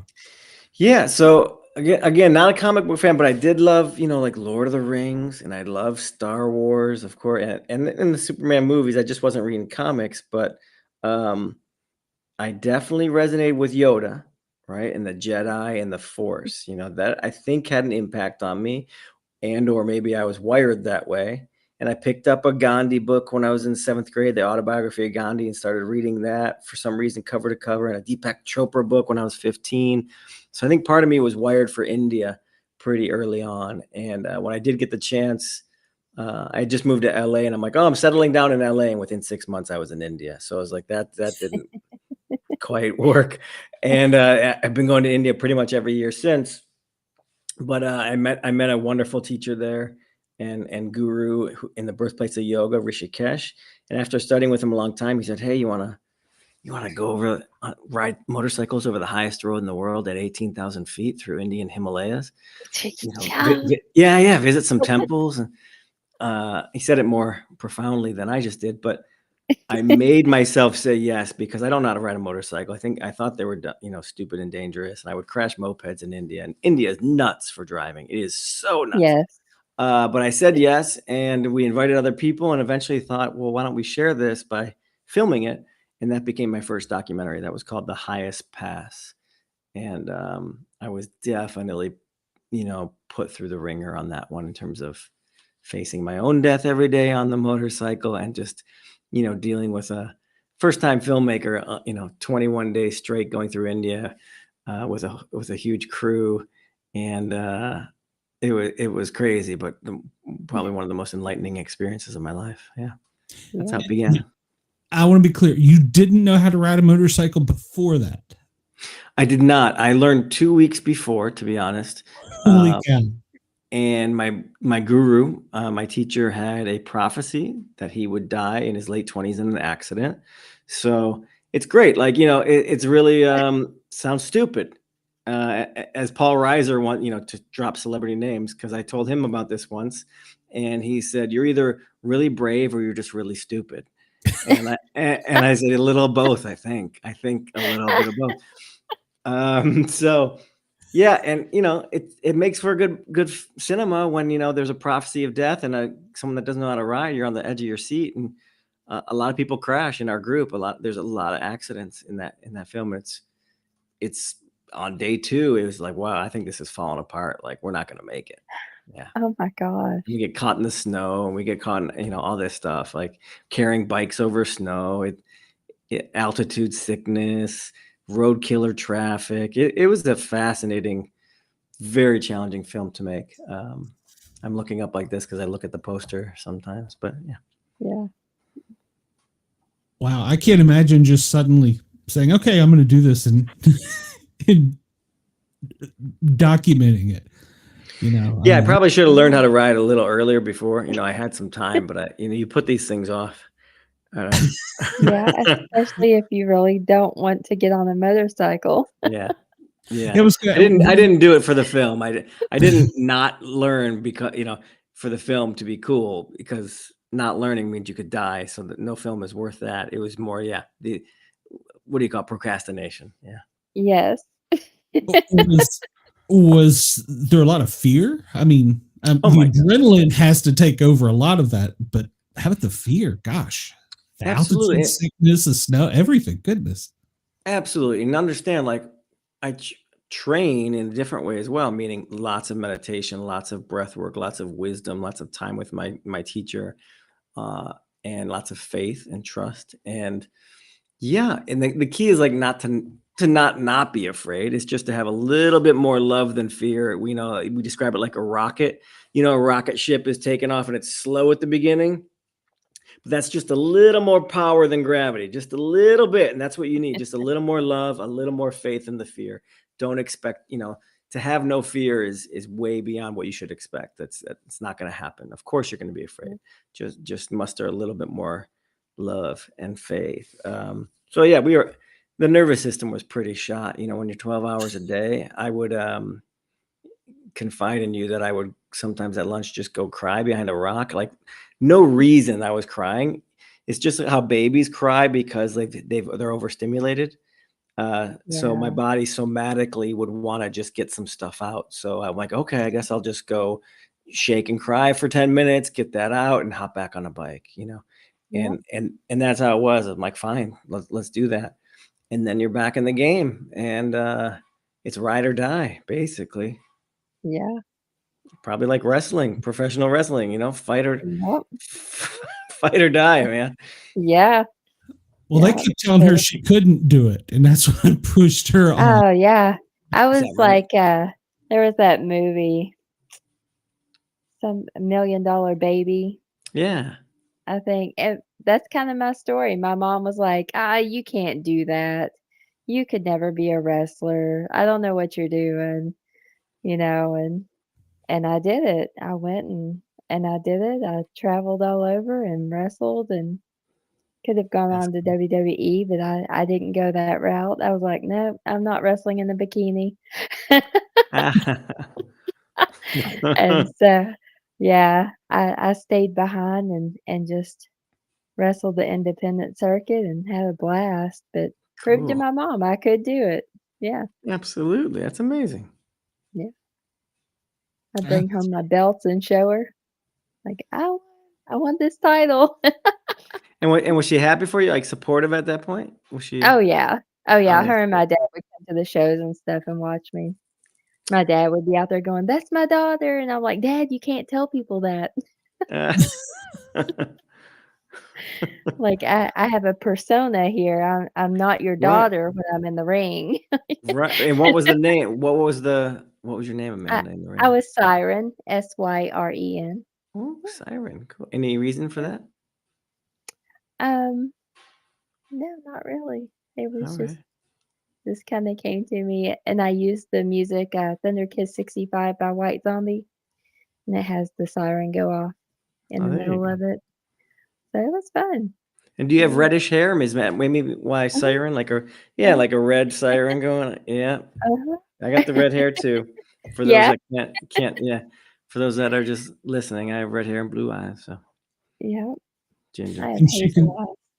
And she can still kick our ass. So I'm sure. I'll hurt afterward, but dads don't understand kafabi, and I don't know if I said that right. kayfabe. Yeah. Kayfabe. Kayfabe. Okay. They don't understand kayfabe at all. No. Okay. All right. I don't know what kayfabe is, so I apologize. Me neither. Nor do I. I'm gonna go with it. So Adam, what other that was your first documentary? That's my first documentary. After that, I went to Kazakhstan to a nuclear testing site. Wow. I guess I just, like difficult places. And that was where the Soviets tested over 400 bombs. But we wanted to expose that they weren't helping out the villagers that were most impacted around that area.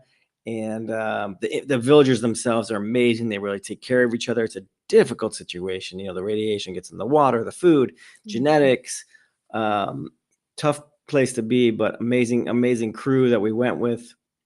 Actually, 2 of the people got married, which is super cool. And so that became the Polygon, and just tell the story of the people that were affected by that nuclear testing.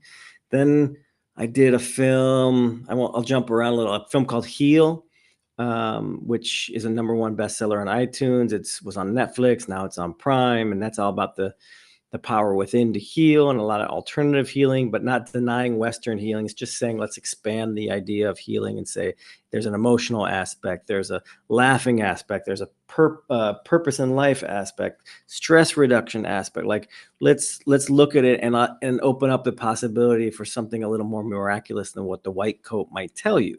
Because that can be a negative placebo of there, like this is what's going to happen. That film's been very successful, I think, because people chronically are ill a lot in this country, so they look for something. And then Women of the White Buffalo.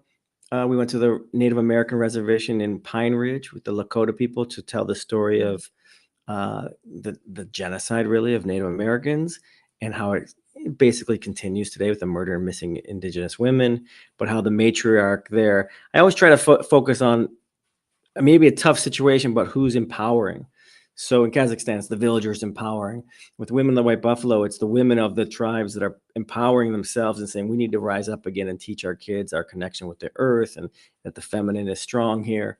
And a film I'm raising money for now is similar. We're telling the story of Aaron Marin, who basically overcame sexual child abuse and created a law called Aaron's Law that's passed in 38 states. It helps empower kids to speak up. And she's got 12 states left. So we're following that story to get the last 12 states. But again, we're telling, something that's very difficult and tragic and it affects 40 million people. But Aaron's Law is this thing that's like, I'm gone from tragedy to speaking up to power, and I'm helping more kids empower. And so I really like that when the inner journey or the powerful journey or the positive journey around something that might be difficult. And then beyond that, I went back to the Himalayas. Can you imagine? And for a little more motorcycling, I couldn't get enough. Once I knew how, I said, let's do it again. So we created the Road to Dharma, and that became a doc series where, again, I'm riding and it's a little more 10 episodes. So I say a little more reality show like, but not in the way we tell the story. But we have a bunch of characters going to sacred sites, learning about freedom, again, with the same guru. And again, you're in India, so you got the mountain range, you got cliffs, you got people that don't know how to ride motorcycles. You got a guy that was 75 years old that came back on a bike after 40 years of not riding. And the people really inspire you. It's amazing teachings. It's gorgeous to see these places in the Himalayas. And I really love the Road to Dharma, that doc series. And I think that probably, the doc series format of that probably inspired me to take that leap with selling Superman instead of doing a 90-minute feature, to say, you know what, let's do a 4-part series. Let's go a little deeper, have more time, not feel rushed, so that you can get into some, more deep inner topics like Nietzsche. We bring in the philosopher Nietzsche in episode 4, who I don't know if you know him, with the Ubermensch. He came up with something called the Ubermensch. Have you ever heard of the Ubermensch? No. So Ubermensch in German, Uber means beyond or super. That much like the car company, they're like, just we're Uber, we're beyond, we're the best. So Uber means super, and Mensch means man. So it was the original Superman. That's where the origin of Superman came from, was Nietzsche, who developed this idea of the Superman. And his idea of the Superman was that it's the person who's beyond the conditioning of society, who makes up their own rules and their own value system and says, screw you, society. I don't care what you think. Screw you, mom and dad. I don't care what you think. This is what I think is important in life, and I'm going to live by these rules. And he says, that's the Superman. The Superman decides how to value himself. And it's really appropriate for the Selling Superman series, because I think Darren is on that journey of self-empowering and starting to value himself in a different way than his dad valued him.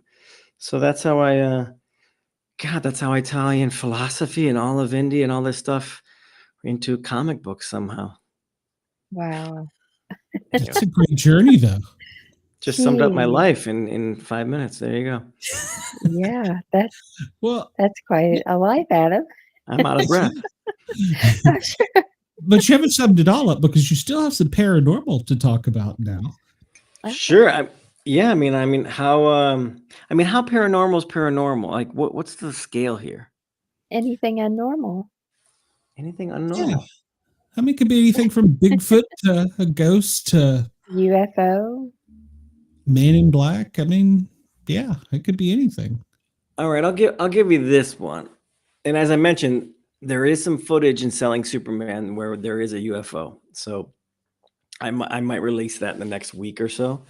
And if anyone's listening to this now and they find the UFO footage in there, like, congratulations and thumbs up. It's very difficult to find. But if you do, send it to me. But I know where it is, but it's very hard to find. So there is UFO footage in Selling Superman. I'll just say that first and foremost. But this experience, my paranormal experience, would be when I was mid 20s, 25, 26. One night, I was in that sleep, but not sleep state, awake, but the body was more or less still. I wouldn't say being held still, but very, very still. And the first time this ball of light came, I kind of told it to get away. I was scared. I told it to get away. And then I talked to some people and they're like, as long as it's of the, white light and it's good, then you can invite it in. So it did come back a couple days later. And so this literally a ball of light, right? I said, okay, if you're of the light and you're here to, show me anything, do whatever, then fine, you can come in. And it literally came into my body and started moving all around my body, this white light, just kind of like doing its thing, going all throughout every vein, artery, every part of my body, just moving all. And after 5-10 minutes, when it was done, it just flew away. And that's as much as I got for you. That's my paranormal experience of an entity, a consciousness came in and did some kind of reorganization to me. And it felt good. Well, at least it was good. Was it a warm feeling? How did it feel? Good question. It felt like movement. I can't remember if it's hot or cold or warm, but of the light, it felt a good force. And again, like a vampire, you have to invite a vampire in. But when I say only the highest and finest of light may enter, then that means something. And yeah, it felt like it was helping me out. It was rewiring, clearing something. I have it didn't leave with me with any residue of what it might have been or who or from where. It just felt like I was visited and helped out. And I don't know if you want to call that an angel, you want to call that an alien, you want to call that a ghost. I don't know. But I thought that was very sweet. Yeah. How old were you? I'm mid-20s, I think 26. Yeah. Okay.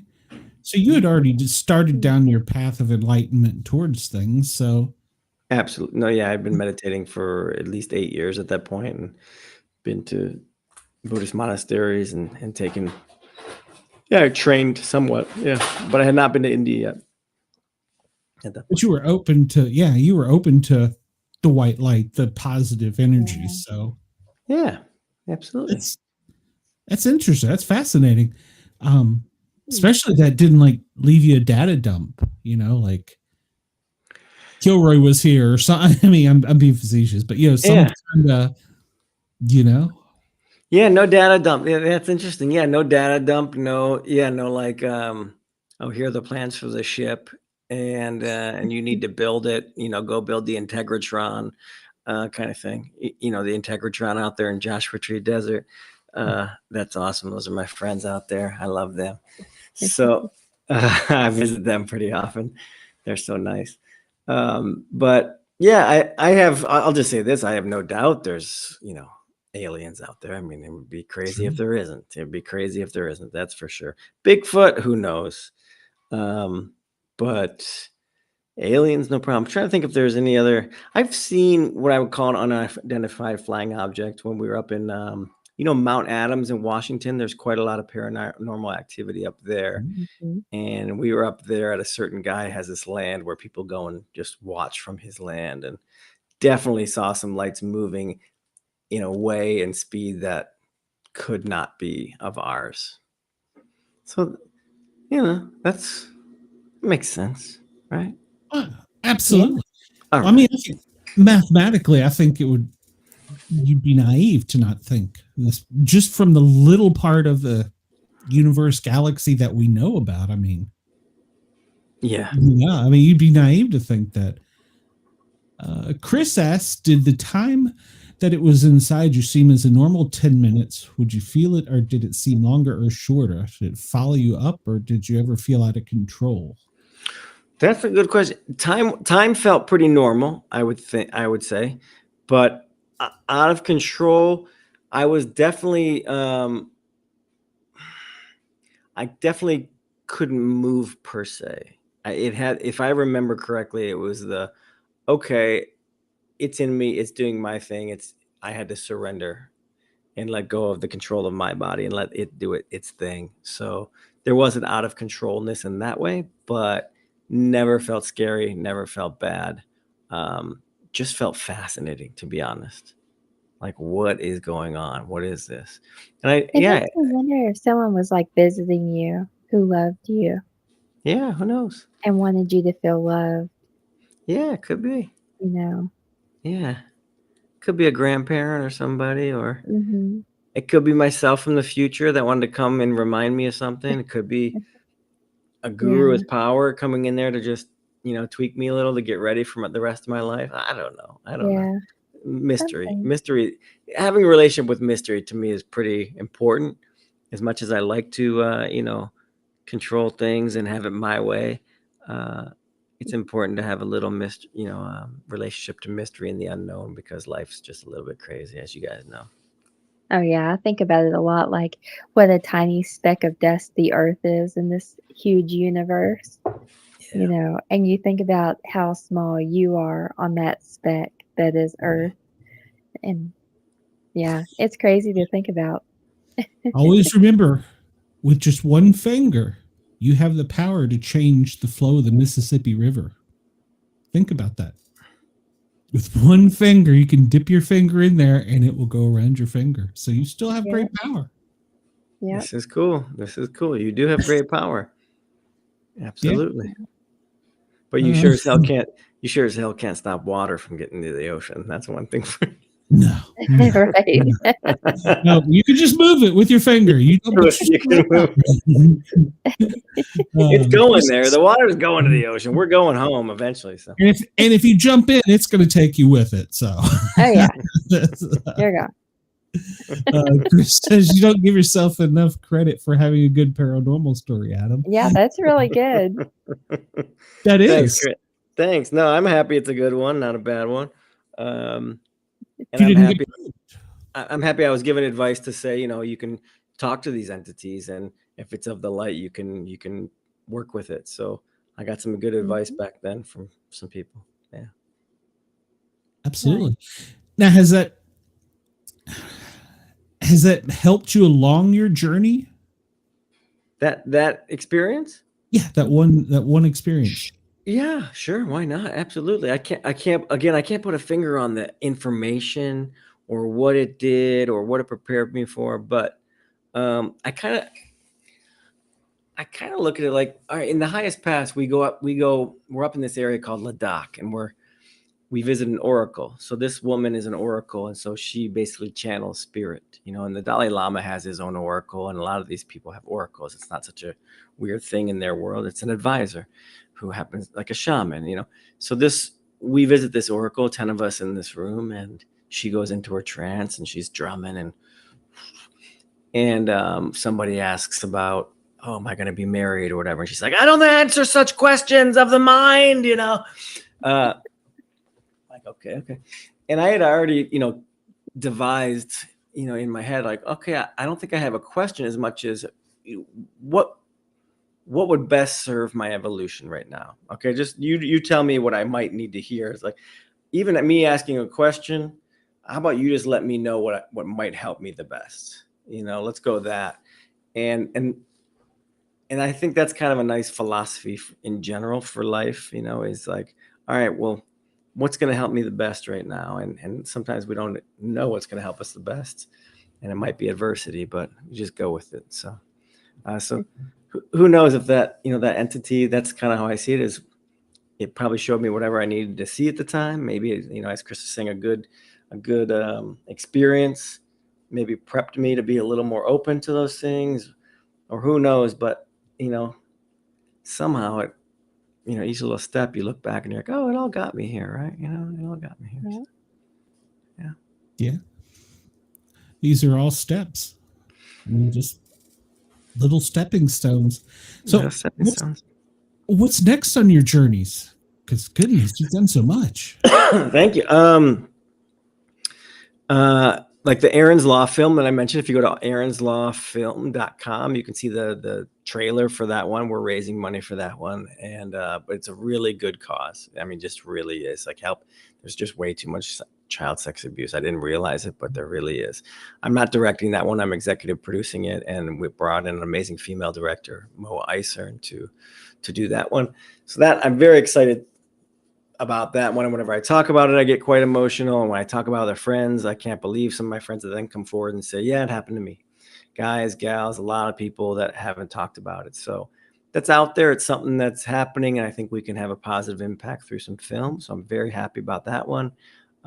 Again, something I didn't plan on doing, but just came into my lap, and you got to do it. Sometimes you just got to say, okay, I got to help on this one, even if it's not my plan. And then we might go back and do a Road to Dharma season 2. These motorcycles in the Himalayas are calling me, and yeah, and it would be nice to ride with my guru again. Probably this would be the last season, that we would do, even though it's just season 2. But yeah, that's on the docket. Maybe there's a heal part 2. I don't know, but that's what we think now. We'll see. Releasing Selling Superman's the big one, to be honest. So if people can go out there and watch Selling Superman and get that up to number 1 in the charts, then it turns some heads and they realize, okay, this has got some. I mean, everyone's loving it so far. So we just want to turn the heads and maybe get the Netflixes and all those guys really clamoring for it, and then release it to a broader audience eventually. So that's it. Yeah, I don't see how you can't. I mean, it's just from what little bit I've already watched is so moving. So cool. Yeah. What's next for you guys? Well, I always joke that we're one day going to have a live show in Vegas, but I'm now moving into Key West because I like Key West people. But, I'll go either place. Just take me out of Kentucky. That's a good question. Because when I started this, I didn't really want to do it.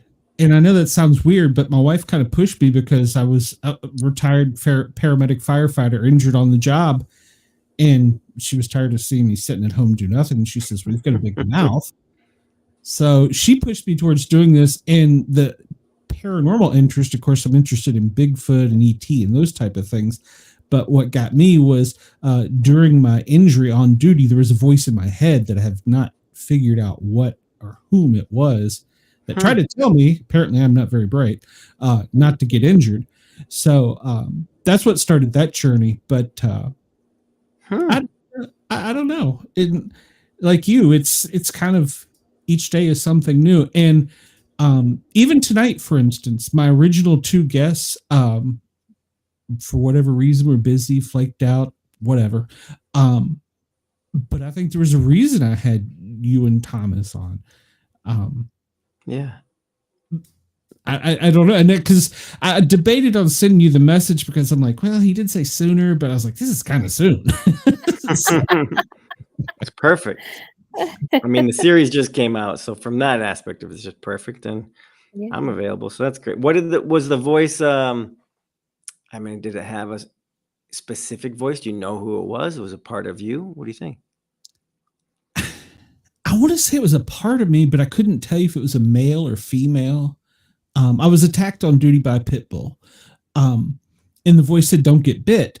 And it's a whole long story, but I looked up ahead and there was a bunch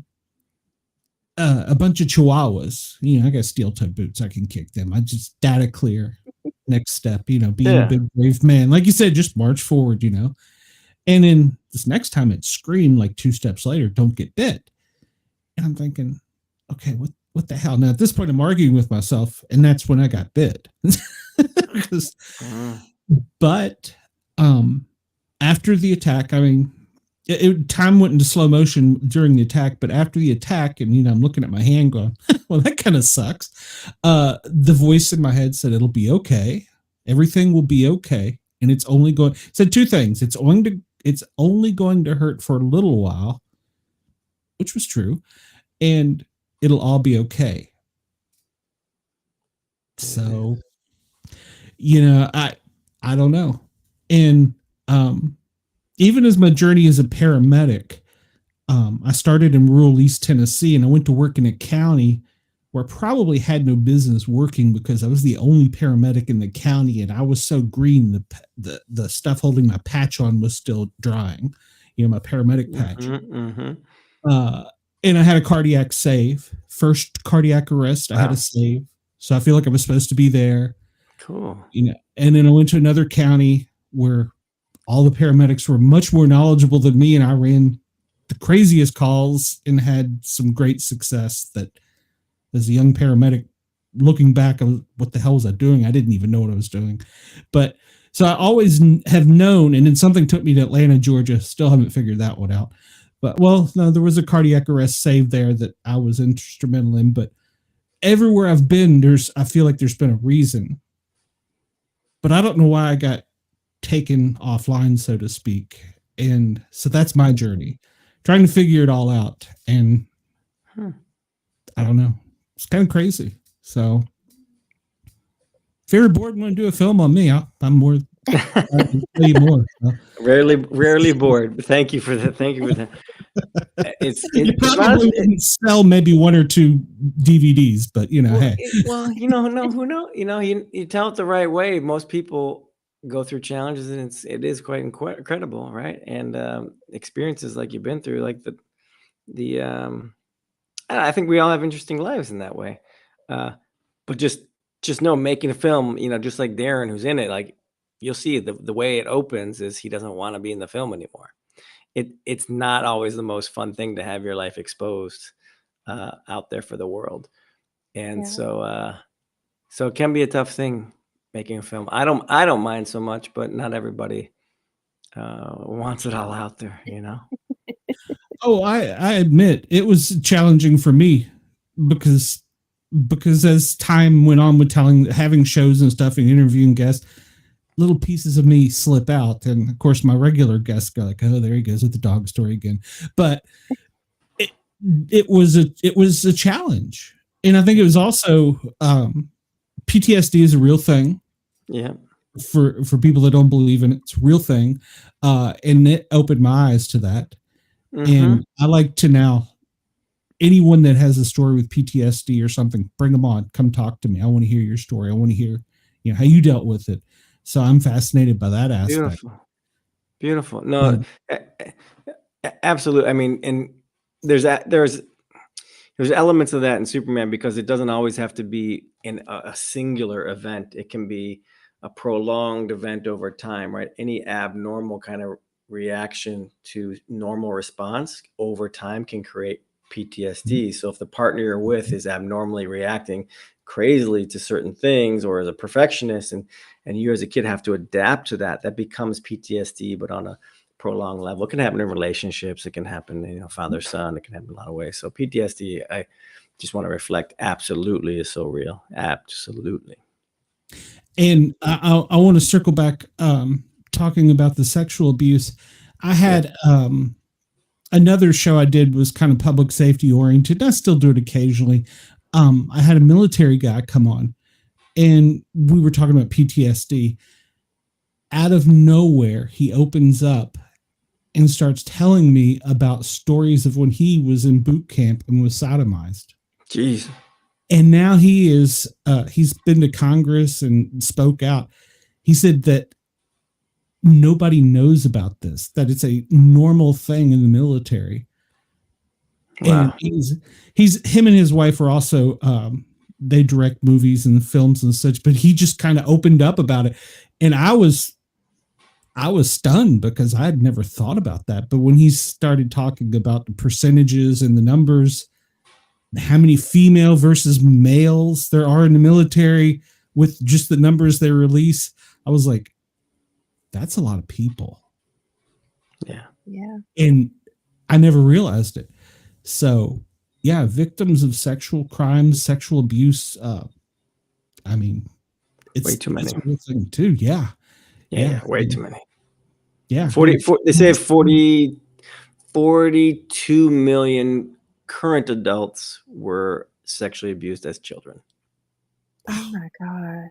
Yeah, that's a lot. That's a huge percentage. And a lot of, like non-statistically, a lot of therapists we talk to say 50% of their clients, the root cause or root issue they're coming in for is because of sexual abuse when they were children.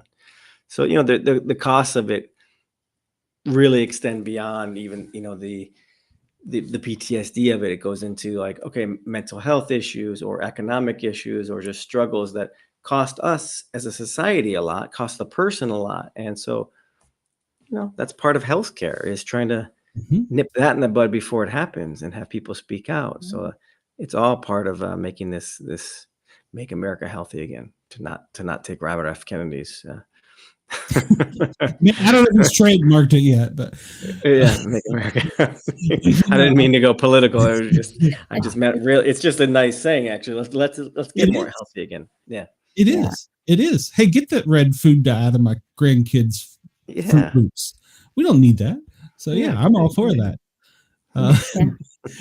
I'll leave you with another statistic on that. About 90% of emergency responders, that's public safety in general, have childhood trauma, and that's why they became responders. Wow. Really? Yeah, I found that out through group therapy with other responders. So, wow, thank you for sharing that. That's fascinating. Wow. Oh, Chris, thank you for sharing that. I appreciate that. Chris says that he was a victim that ruined his marriage and his life, holding it until he was in his 40s. So, that's right. That's not I mean, you're not alone in that, in terms of, a lot of people I've talked to who, it took till they were 50 or 60 because our society wasn't so geared to talk about, especially on the male side, where it's a sign of weakness or blah, blah, blah. It's not. So thankfully, therapy and speaking up for everybody is becoming more normal. So glad you got there, man. Thanks for sharing that. Yeah, Chris, it helps others when you share. It does. Yeah.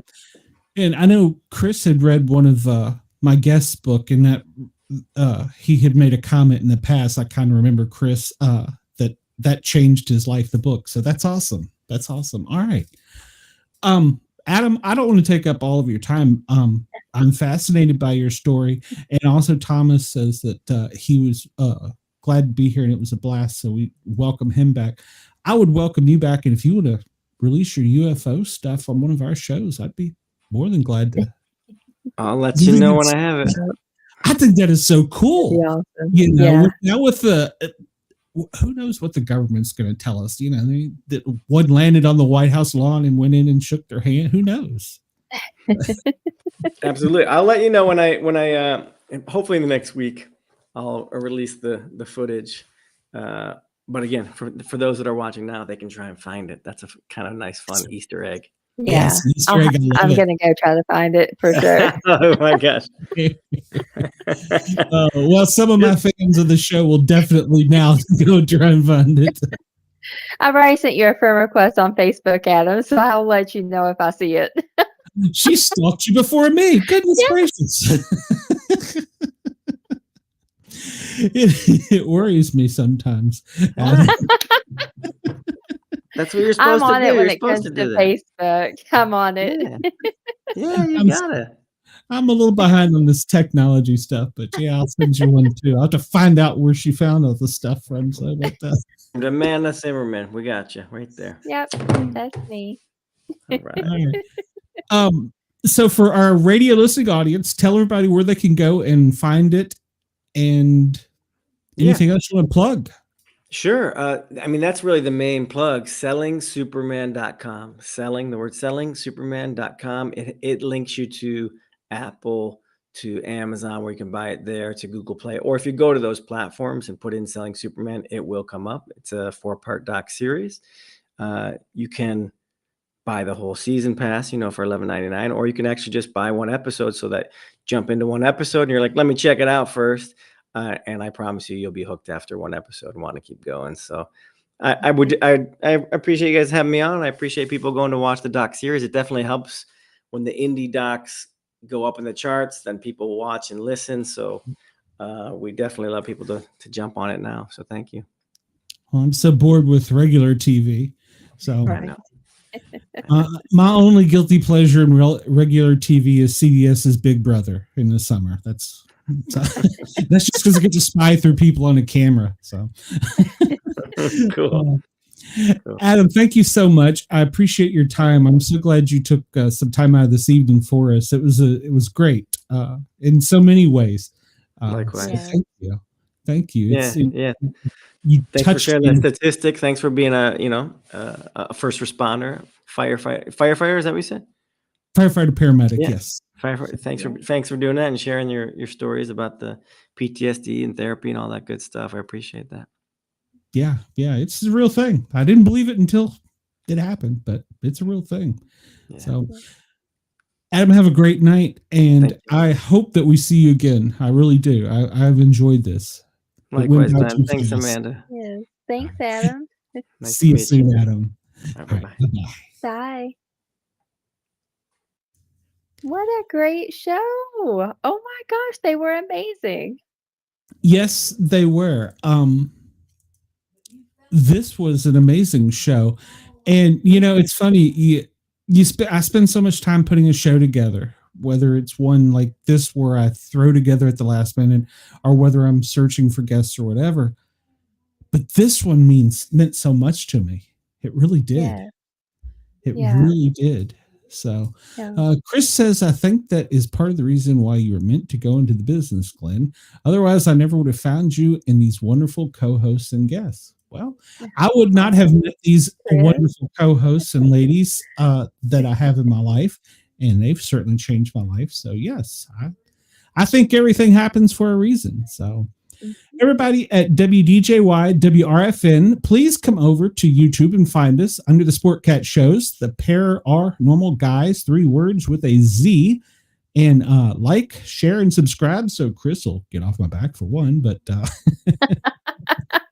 Chris is our number one supporter, and him and Wendell are always in the chat, always in the comments, and we appreciate everybody that's in the chat and in the comments. So please come over and join us, and then you'll get to check out these hot co-hosts I have. So and Glenn. And so we're away from the WDJY and WRFN stuff a little bit now.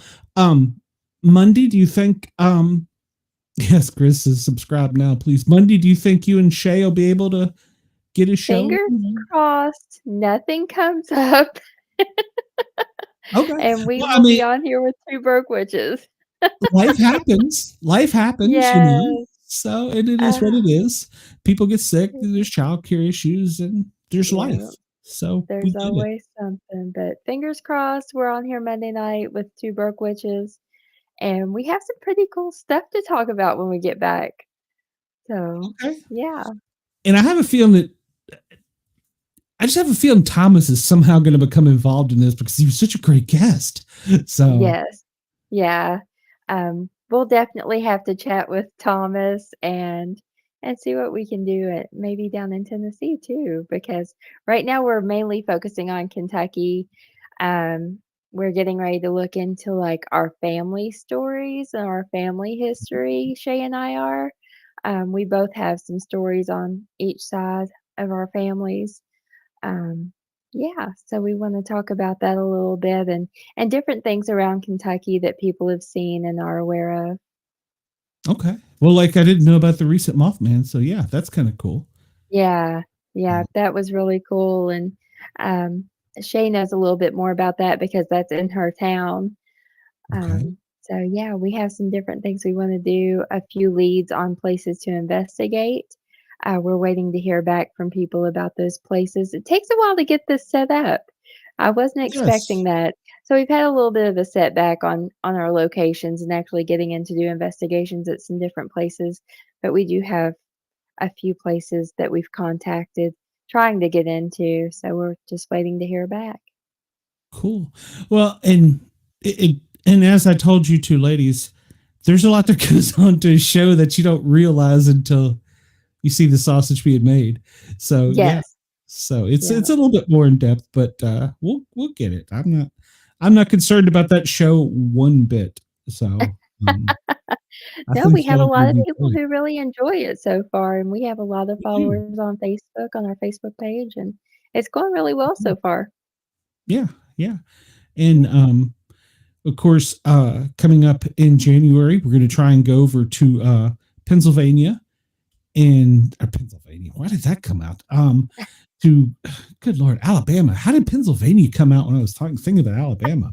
I don't Must know. be That's a lot farther, Glenn. yes, north, wrong side of the Mason Dixon line. We're going to try and go see Greg's movie. So, any of our fans that can make the trip to Alabama, January 4th, correct? Yep. I January 4th. believe some of our cast, some of my team. So there's going to be a large of us present, plus Greg, and a great Yep. movie. So anybody that can make it to that, let us know. We'll have Yeah. we'll have an adult beverage together, since apparently now Yeah. I don't have to drive. I hear so. Glenn and I will be there, and we'd love to hang out with you, everybody who can make it. Yeah, B Dizzle's What going to part of be there. Yeah, what part of Alabama is that? Coleman? Coleman, Cullman, Coleman, correct. Alabama? Yes, We'll yes. be there January 4th. January 4th. So come over, support us, support one of our loyal followers, and we follow Greg. So yeah, come do that. Yeah. Greg's And amazing. I can't wait to go. yeah, I can't. I've met Greg in person multiple times, but each time I do, I learn something else. Yeah. So he's a great guy. I like Greg a lot. Yeah. And you'll meet some of my other team members, and then who knows, something spooky may happen then too. So you never know. That is one thing, when you get a bunch of like-minded people together, weird things happen. I know. I've already seen a couple of places. I'm like, oh, we should go check that place out. Chris says, by the way, he's this huge sports card collector. He inherited his my grandmother's brother's comic collection when he was passed. So Adam's series is another guest right up my alley. Great. That's awesome. Yeah. And Chris, I got a book.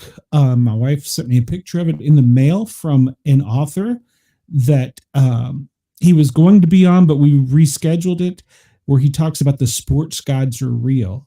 And I asked him if he could send me a copy of the one on football, because football is my main sport.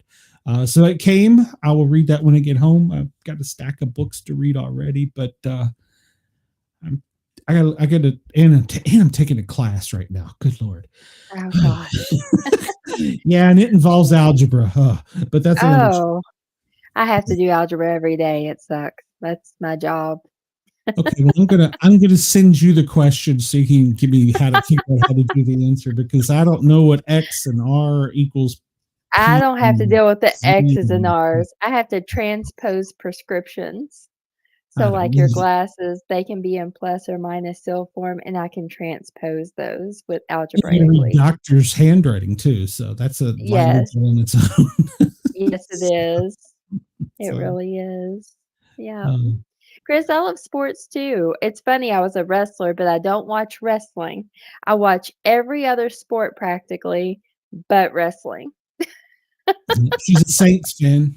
She's a Saints Yes. fan. I love New Orleans Saints, college basketball, college football. Yeah, college Um, basketball, yeah. College yeah. football, yeah. I did Yeah. hear a rumor today that kind of my ears perked up a little bit. Yeah. Aaron Rodgers is potentially not going to be a Jet, and the Saints is one of the teams he's looking at. Sweet. And I'm like, Yes. why? sweet. Why? Yeah. Bring it No, on, Aaron no. Rodgers. So I guess it's a dome. It's warmer. I don't know. So, Yeah. but Well, yeah, they fired their coach. So, and since they fired their coach, we've won the last 2 games. They lost 7 in a row, fired the coach, and we've won the last 2. and you got a future Hall of Fame quarterback going, I don't really want to be here in New York anymore. And that's one Yeah. of the 3 teams he mentioned. Bring it Minnesota, on. New Orleans, in Las Vegas. So it's Oh, probably going to come down to who has the most money. And well, Tom Brady's kind of running uh, Las Vegas, so I don't know about that one. yeah, So he's already done the cold thing, and plus, I would think we're going to get into sports things here for a second, but I would think that would put him back into Brett Favre's shadow. yeah. Because did he not go to the Jets?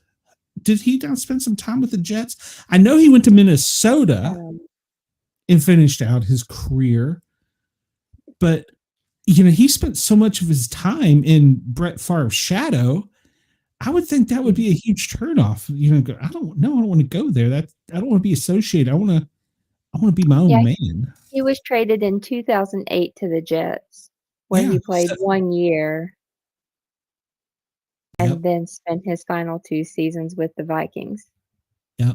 See, that's why I think that he would shy away from that. And Yeah. just me thinking, I mean, I'm not a prognosticator or a huge Aaron Rodgers fan, but he has spent a great deal of time trying to get out of the man's shadow and be his own legacy. And he is his own quarterback in his own right. So I can separate the two. Brett Favre was a gunslinger as compared to Aaron Rodgers, although the Hail Mary, Jesus, Aaron has that one down pat. But yeah, and I don't think he'd want to go to Las Vegas because it's owned by Brady, and once again, he's in a Hall of Fame quarterback shadow. I would think he'd want to go. I mean, not saying Drew Brees isn't a Hall of Fame quarterback, because I think he will be, but I don't think that he would be in the shadow. He would overshadow. Yeah, he would never shadow him so much. He can go there and create his own legacy. Yeah. Yeah. So I love Drew Brees. I mean, he was just inducted into the Saints Hall of Fame. So yeah, he's definitely on his way to the Hall of Fame. Yeah. But there's room for Aaron to go be his own person there. Yeah.